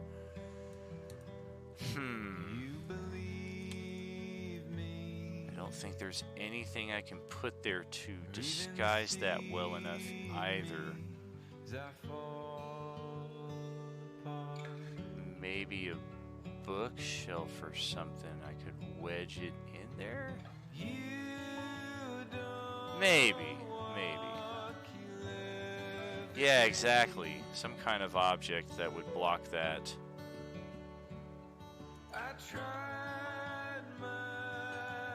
Well, let's just try it, because I've got a bunch of stuff here. Crates, yeah, crate broken. How about any crates that are not broken? No. A painting, a pit, a quiver, a rapier, a shield. A statue.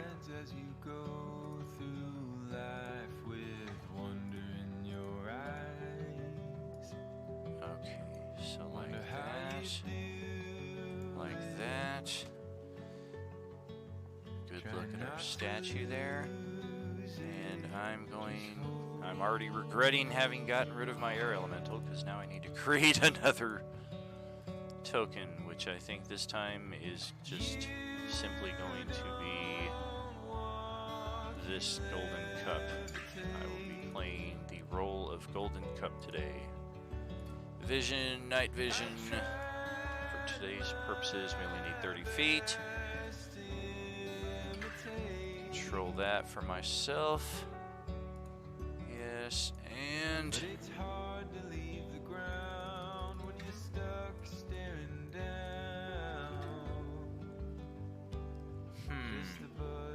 it is a little iffy there, but that's good, I think.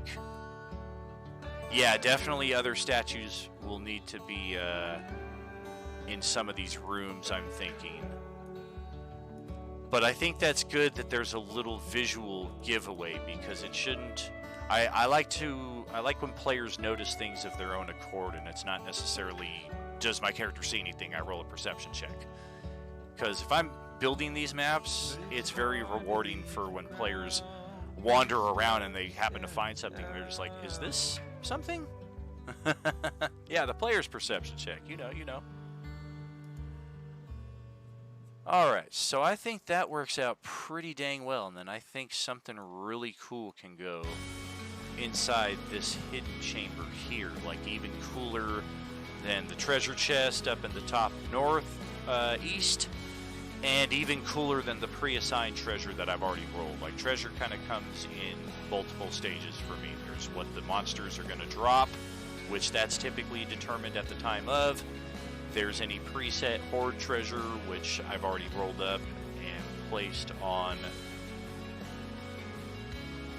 the sewer treasure list right there. And then, of course, there's other treasure that just kind of comes into being by thinking about the map and just how things would make sense. Like, this could be a second hidden chamber right here. And players who just kind of notice that there's a gap in this area. Once they explore enough, they're just going to see a black patch right there. Might entice them to explore. So I think let's also do, but I think I'm going to run into the same problem, and throwing a statue right there is going to be very, very obvious. So this one might be better as a locked door. And maybe trapped. This is coming along pretty well. I don't know what the heck to do with I'm sure something will come to mind for that tiny little nook at the end of the passage there, but it is kind of odd. Maybe a mummy. Could be the locked door. Leads to the surface access. Yeah, that's very true. Possibly a surface access point.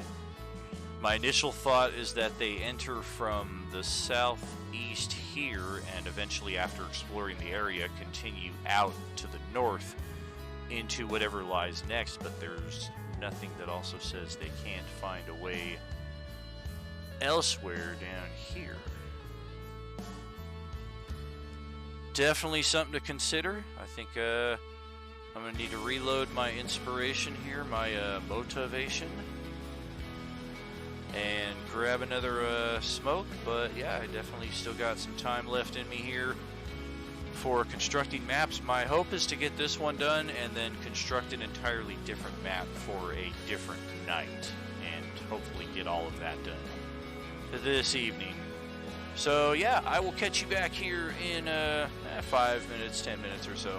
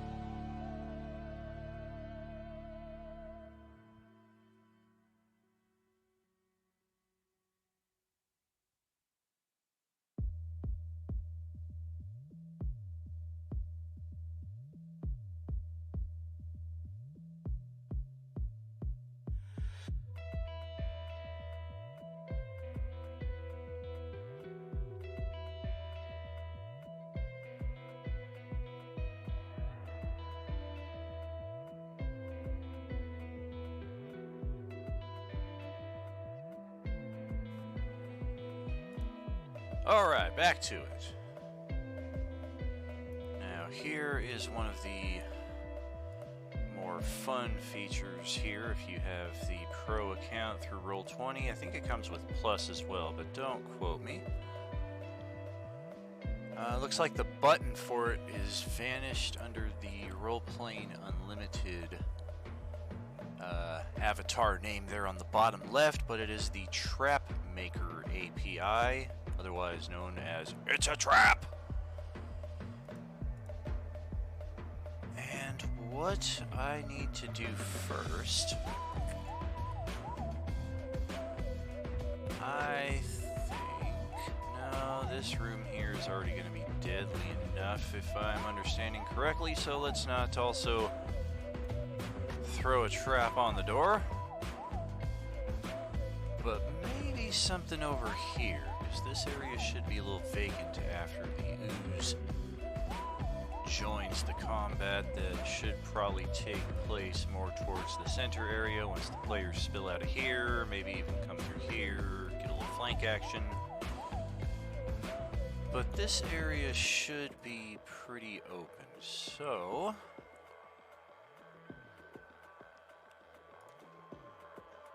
I have just the thing. A traps API set for this, I think. Did I bring it in? Yes, I did.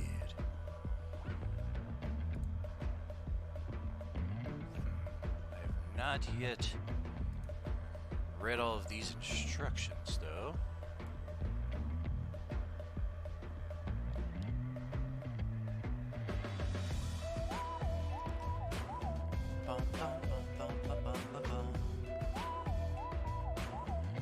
Okay, instructions on all of this stuff.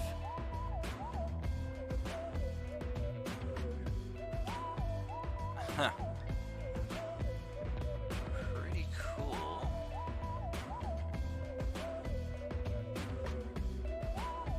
Let's just try one of these. Handout is not shared. No, that's not what we want.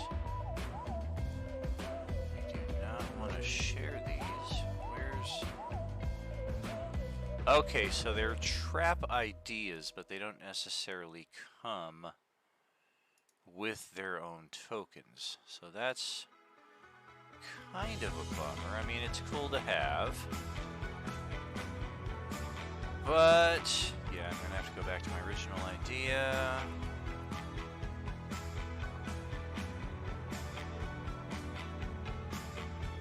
If I can find out where it is.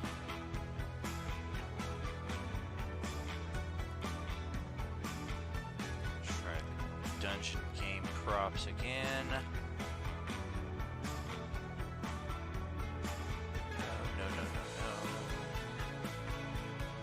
Nope, this doesn't help me at all. I know I've got some traps in token form hidden around somewhere in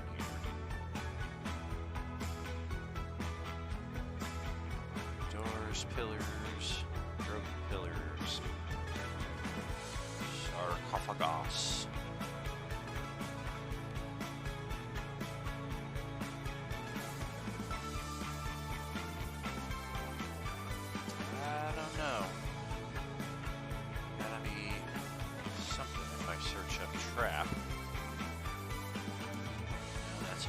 Descent board game. I don't want pits and rebel traps. Acid cones. No. Here we go. Traps and tricks. Perfect. Alright. I mean, why not? This is a fun one. If you're me.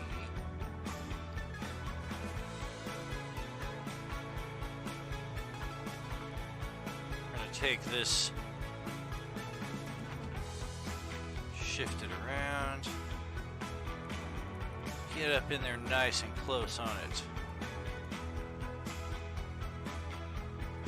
It is a blade wall that will be triggered upon a character stepping into the square if they have not disarmed the trap.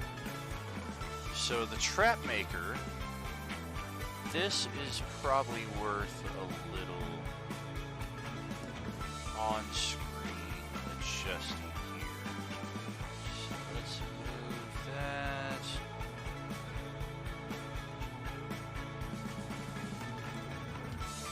There we go. Perfect.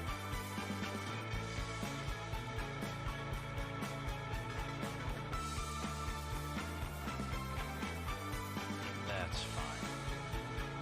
And then I will hide the streaming chat box just so it doesn't accidentally get in the way. This is what you see as the GM only.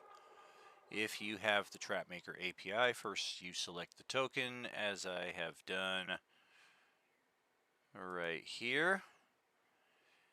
And then you click the TrapMaker button, which is not viewable unless you have the API installed.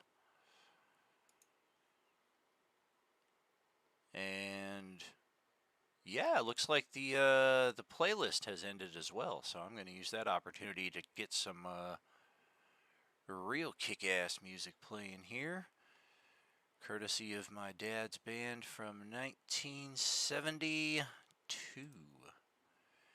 and a couple others before that from the 60s.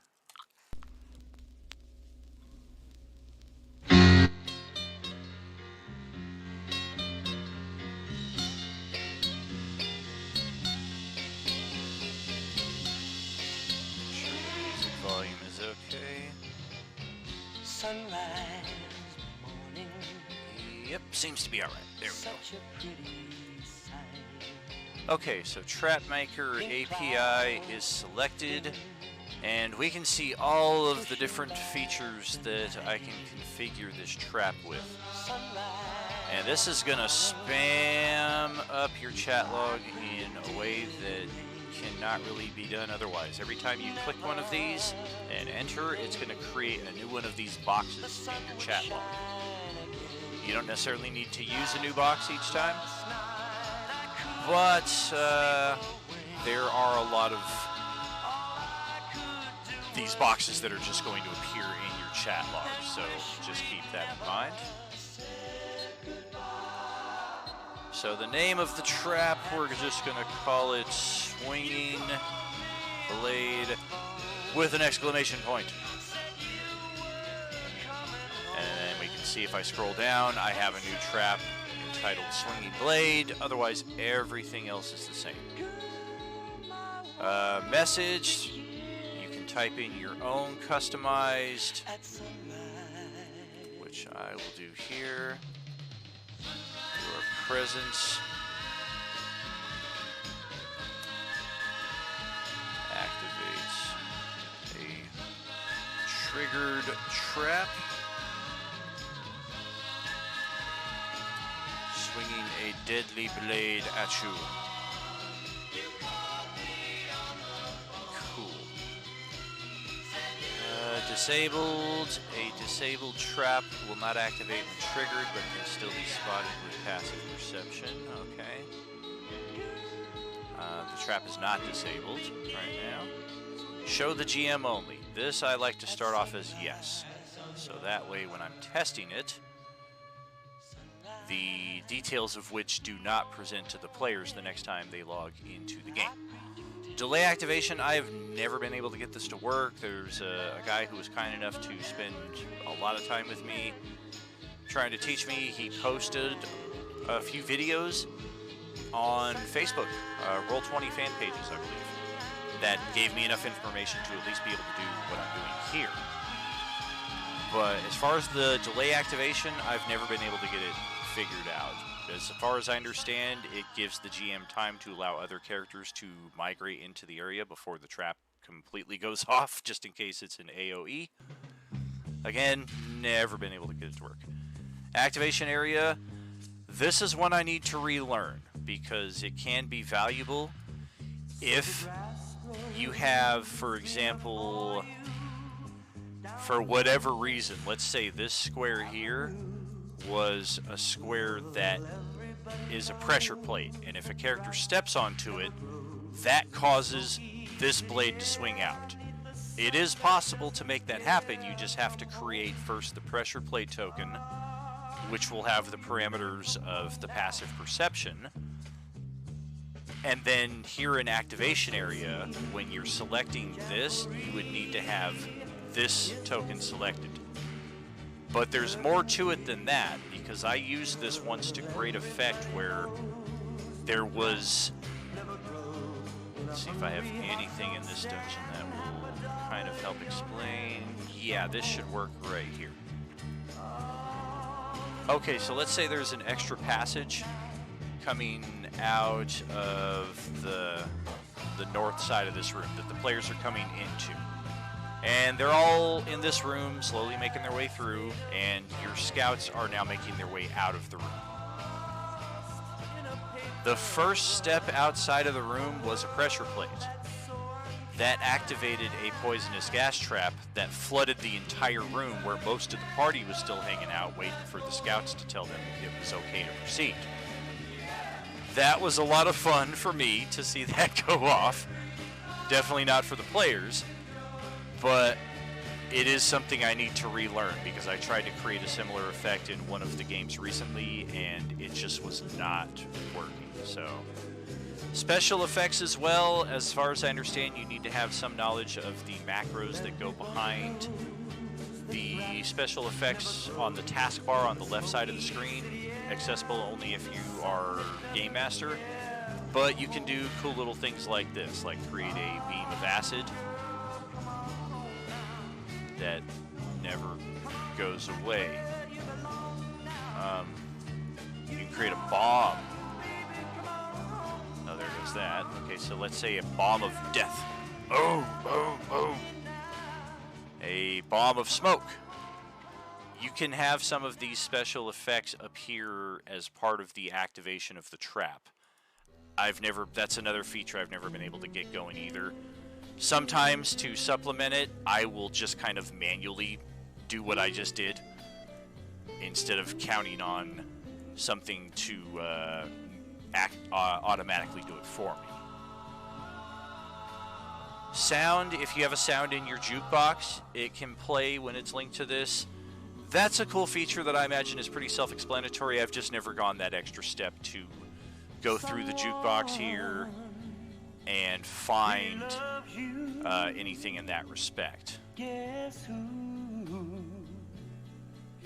can have other traps that are chained to this one in case you want to have a like a landmine or a minefield effect. Haven't done anything with that.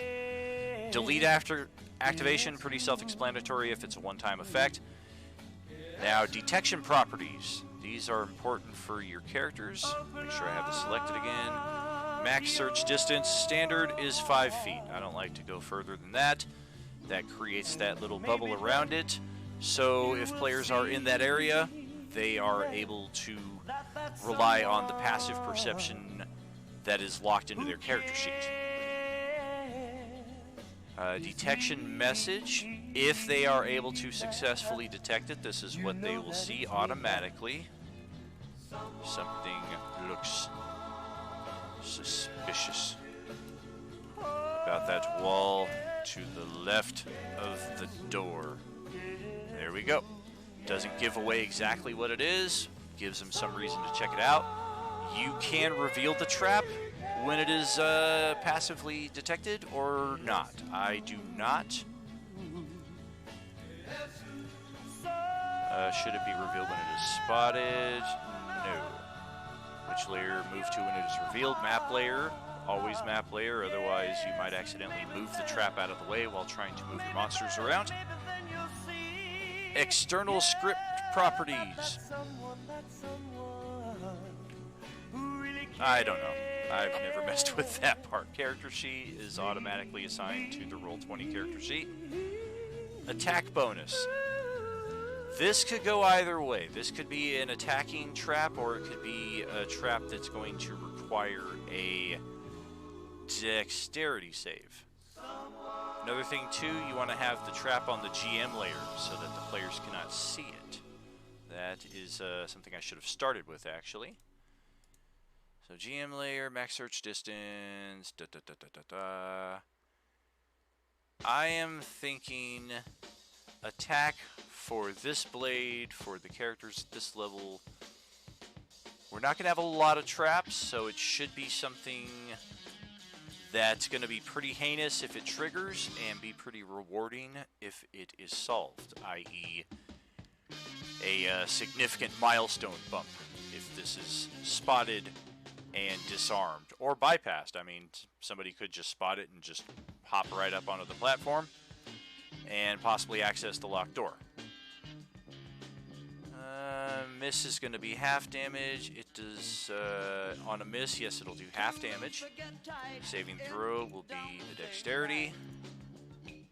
What is the DC for the saving throw at this level? 15. The GM only sees the results? No. Passive perception DC to detect the trap. I'm thinking same as the reflex save to avoid it. So, now that that is set, I need... Where's my golden cup? There it is.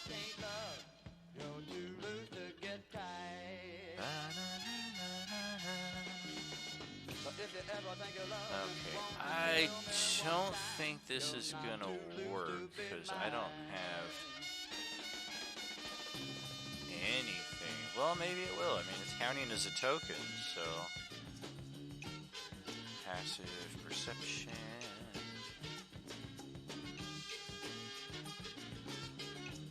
Passive perception modifier. Okay. What in the world? Okay, because yeah, it's not linked to a character. Controlled by myself. Let's just test it. See what happens. I'm sure more needs to be done. I don't detect anything because I have nothing going for me as this cup. I step into it. Yikes. That is unfortunate because in dark mode you can just barely see what it says. It did go off correctly, I believe. I think what I need to do is a quick BRB, craft a character sheet for this cup, and link it to it. And that should set everything up correctly. Okay, yes. Use the selected token. Okay. I'm just going to edit the sheet directly. And yes, hopefully that will do the trick. Okay. Ha! It did not do the trick.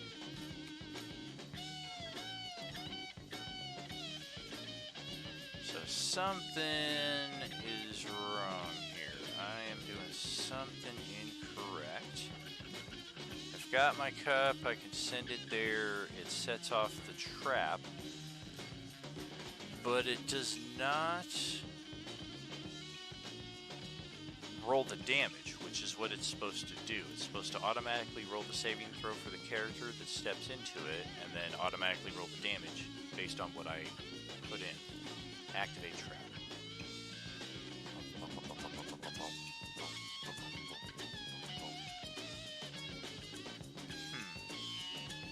Show GM only, yes, yes, okay. Text flying tokens, no. Activation. Yes. Self. Delete, no. Max search, okay, okay. This is strange. I cannot figure out why it would not work. This is like the most basic you can do. The only thing I can figure is that this character is not sufficiently completed to work in that respect. So let me just add a few more details, like a class and etc. Launch character mancer. Alright. We are going to go with the boringest of the boring. Looks like this part should be safe. I will make the human. Who needs alignment? This guy just needs saving throws, class, and hit points. Fighter. Skill profs, who cares? Fighting style, who cares? Ability score method. We'll just no, we're not gonna roll. F it, we'll custom.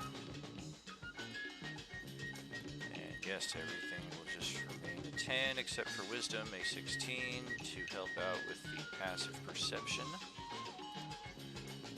Background, don't need it. Equipment, don't need it. No feats, no magic.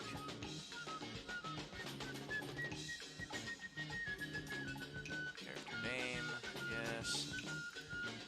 Apply. Okay, so now that that is selected, I want to assign the, use the selected token, okay. Let's make sure that's not set correctly, okay. Oi, you really want me to give this cup hit points? Everything.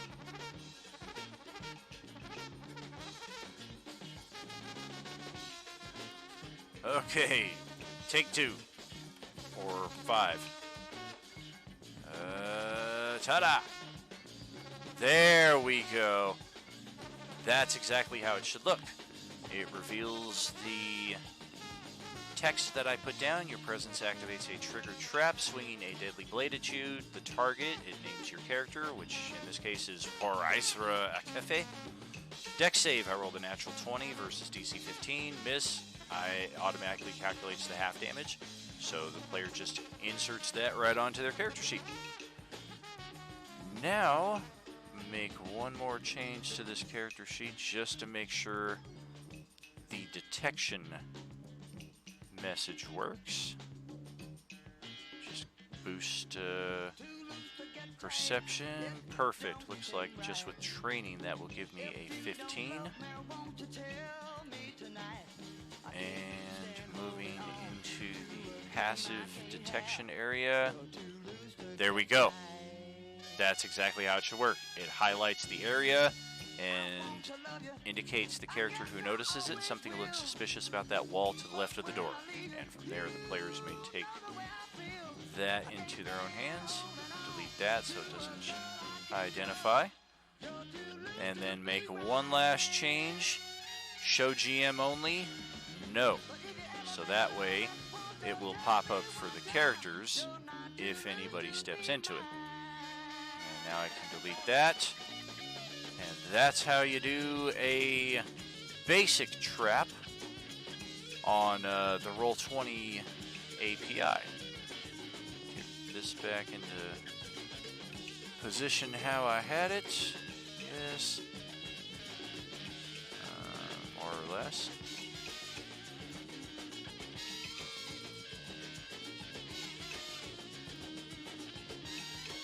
Perfect.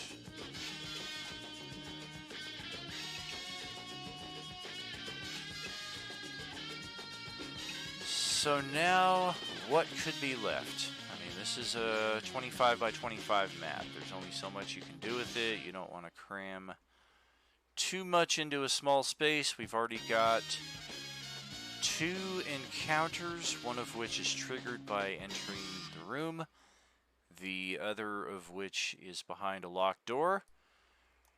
We have a trap placed next to another locked door. There could be something of interest in there, or possibly a surface access ladder like Bob was saying. And then down here, also some options. These are details I think I will put together at a later time. This is enough for me to get players onto this map and start rolling. Sometimes I'll leave a couple details like these empty and just kind of throw those together as we're actually playing with something that might be helpful, something that makes sense, something that just kind of sounds cool at the time. With that being the case, Another BRB as I exit this section here and jump over to another one. See what I have, if anything. I don't have much set up on that game, so let's get a few of these add-ons.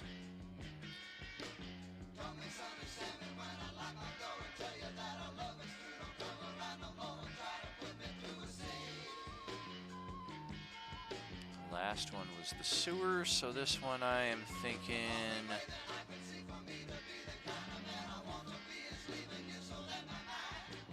waiting for something to speak to me here.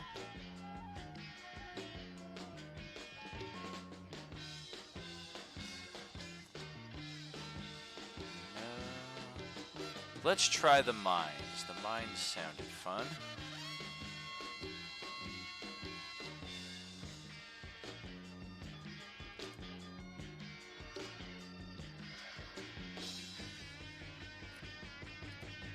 Wonderful.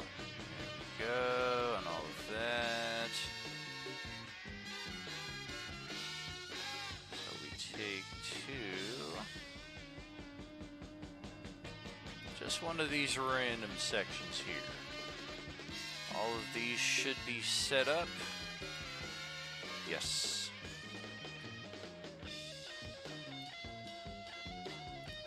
Just find one that works. This is a nice big sweeping map right here. 2 possible approaches from southwest to northeast. I like it.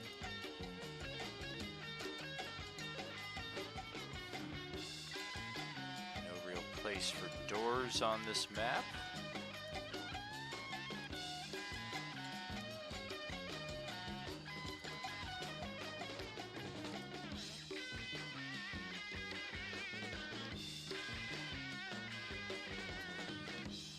Just jump straight to the monsters then.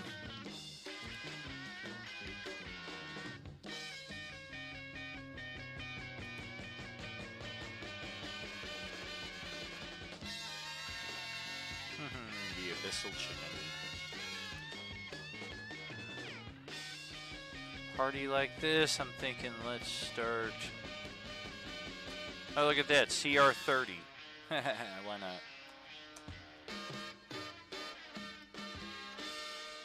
And let's throw in a 9, just to keep things interesting.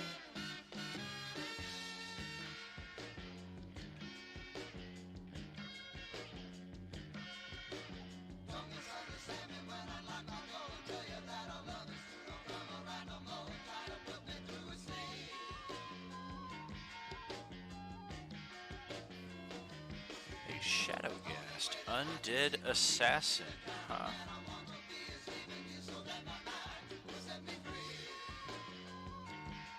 That's new. Let's just throw one down.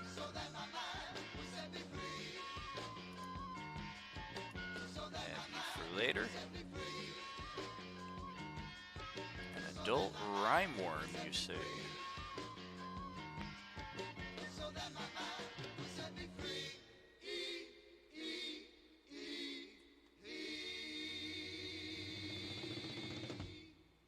Alright, let's get there.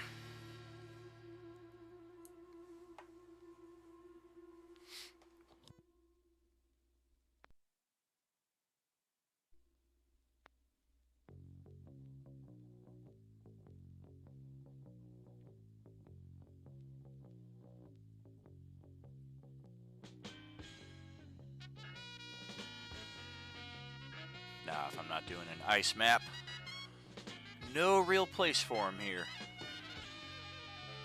A Gnarljack. Sounds interesting.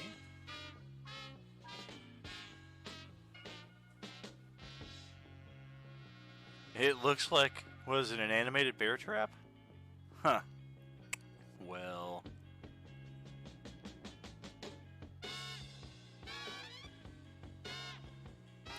I mean, yeah, that's definitely going in here.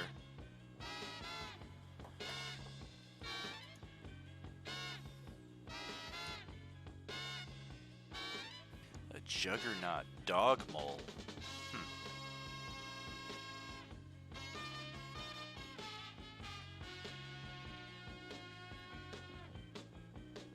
Whoa.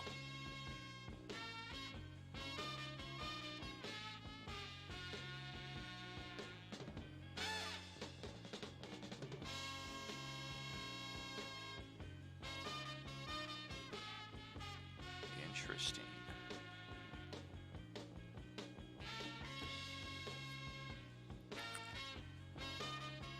Yeah, I think we got another winner here. All kinds of room for cool things in this dungeon. Big one too, okay.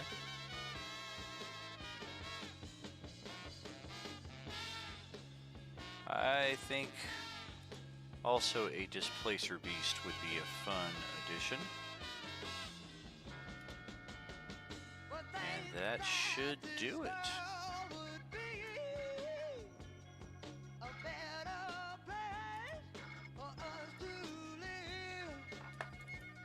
Adjust these accordingly. Red health bars are for villains. Green health bars are for friendlies. Blue health bars are for... Oh, but of course, I think I do have a good Displacer Beast.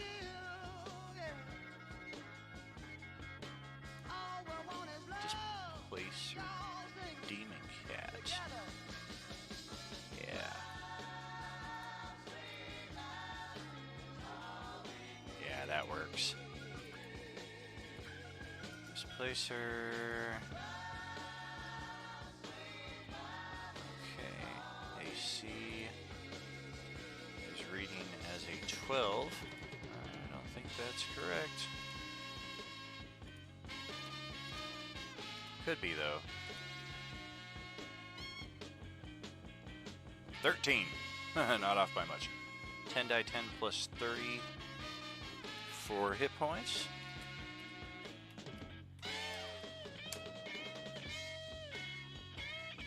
Oops. Try that again. There we go. 79. A somewhat weaker than usual Displacer Beast. Okay, we'll knock that out. Arbitrarily just kind of have you there. A Shadowghast.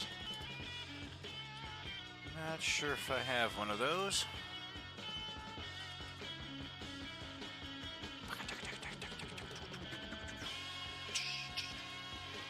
Oh yes, of course. David North's got some, and they do look amazing, but that'll be a future purchase. I think we'll just use the existing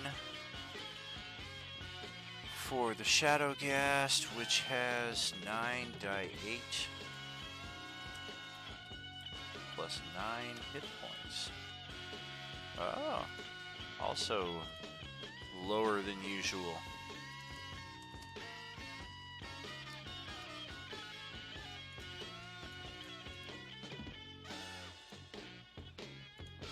AC is correct.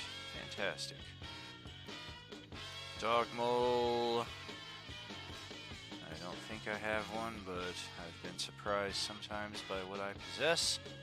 Yep, Devon Knight again. And yeah, we're not gonna do anything there. 12 die 10 with 60, huh? 114. These are all coming up shorter. Be good for that party. On Strawberry Hill.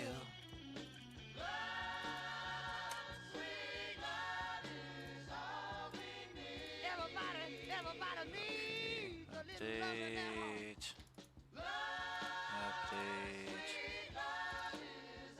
Likewise, the Gnarl Jack.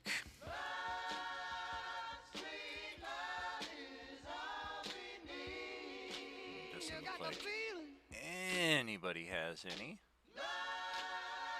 So definitely use what we have here. 14 dice 6, 14 extra, 59 hit points. Every single one of them rolled lower than their average. Not usually the case. So good for you, Monday, Tuesday, or Wednesday, or Friday group.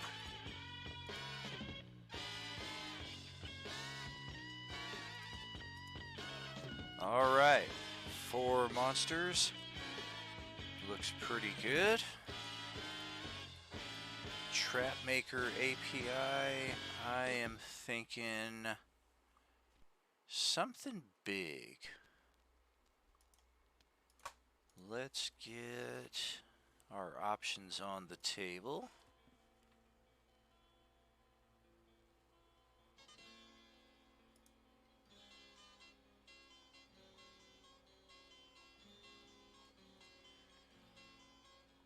Cool. Yes, yes. I like it. Oh. Interesting.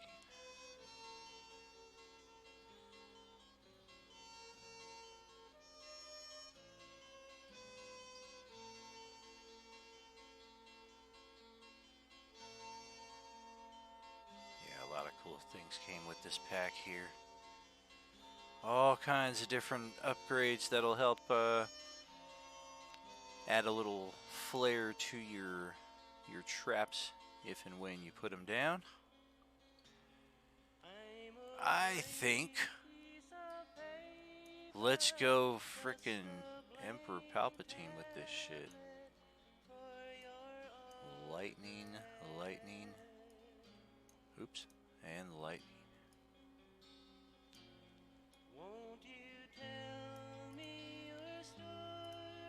What if... Yeah.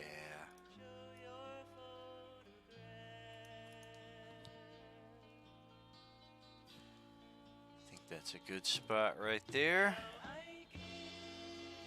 Put you out of the way. And let's grab another. I think I have a good idea here if the two will blend together. Marketplace.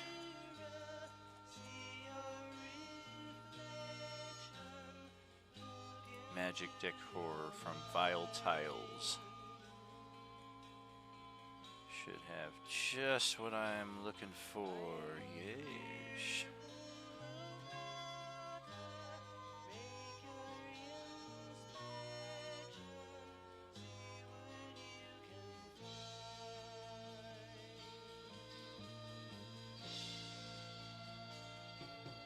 Too many good choices. Hard to pick one.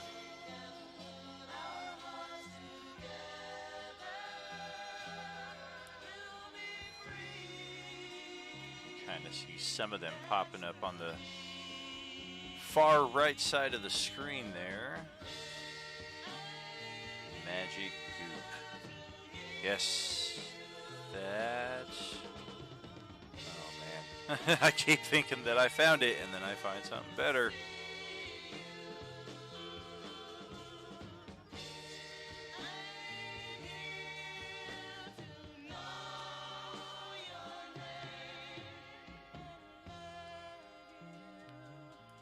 That's going to be our winner right there.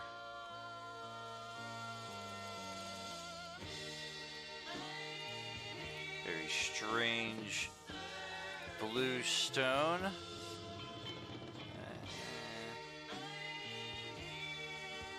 Another one might be better. Yeah, probably. There we go. Make it seem like it's emanating from that stone upon being triggered. Throw that to the GM layer so you just have this enticing glowing rock up ahead. That will hopefully ensnare the players into your trap. This is probably going to be similar to the last one. Probably a dexterity save.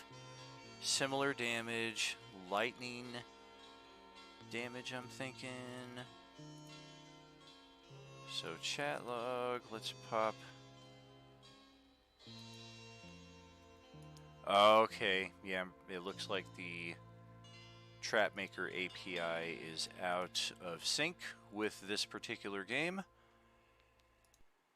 So I will have to amend that before actually putting any of this into effect.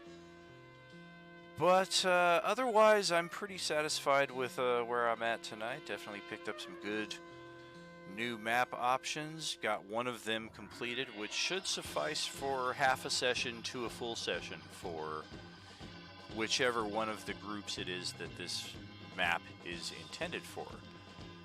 Especially if we have a full table. It tends to take a little bit longer, but that's all just part of the fun. I mean, I think the bigger the table, the more fun everybody has. I know some people can kind of get lost in the background, and that can suck. In that respect, I encourage those who find they are taking too much table time, kind of back off and let the other people play. And conversely, those who are sitting back and not really finding their opportunity to play, use those openings to your own benefit and get that RP in, get that play in, scratch that gaming itch. I think for now, 2 maps, 1.5 more or less. I mean, once the map and the dynamic lighting are done and the monsters are on there, it's good to roll. But having the traps and the treasure prepared ahead of time, it does add a nice element, definitely to any game. So I do want to spend more time on this throughout the coming week. Possibly we'll be streaming at similar times to when we would be playing, because some of those times I do have free. I just don't have all of them free, and didn't seem really cool to run games some nights and not other nights. Want to keep everybody on the same pace. Hey, I appreciate you there, Wild Bob. Appreciate you being here tonight. And yeah, definitely have more of these in the works ahead. In the meantime, catch us on Facebook, Roleplaying Unlimited. Catch us on Instagram, Roleplaying Unlimited. Catch us at roleplayingunlimited.com. I own the domain to that, although it is extremely out of date. So forgive my 2021 design. I need to just put some more work into it and update it with what we've been doing over the last 2 years since Roleplaying Unlimited started. And speaking of which, 420. 2023, that is the 2-year streaming anniversary of Roleplaying Unlimited. It's happenstantial as well. I did not intend it that way, despite what people may believe. And that happens to be on a Thursday, which is one of the few days we do not stream. So I'm pretty sure that week an exception will be made. I'm not sure in what respect. Maybe a greatest hits, possibly an out-of-character show, I'm thinking, would be more than likely, because definitely want to do a live stream. And out-of-character can be interesting, especially if I start prepping it now ahead of time and getting answers across the board. I just really need to think of some topics, because last time I got a lot of really good answers. I got nothing else to say. Have a good night, all. Enjoy the rest of your weekend, and we will catch you around. Are you with us?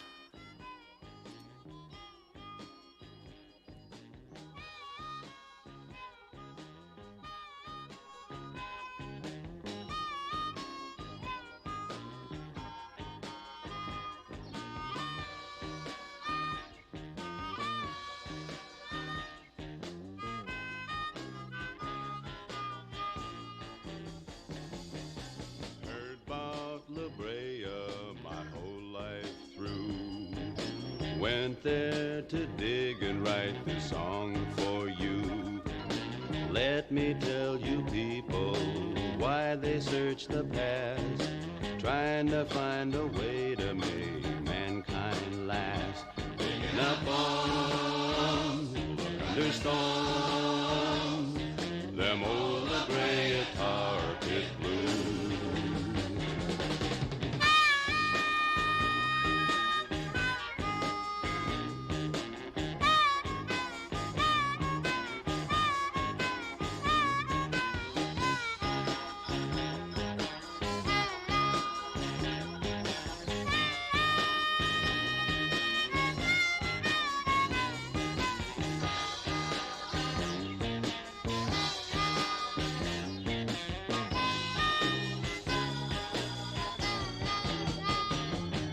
The secrets of life lie buried in tar. Their key to survival is not very far. Digging up those fossils way down in the pit, trying to make the pieces of the puzzle fit.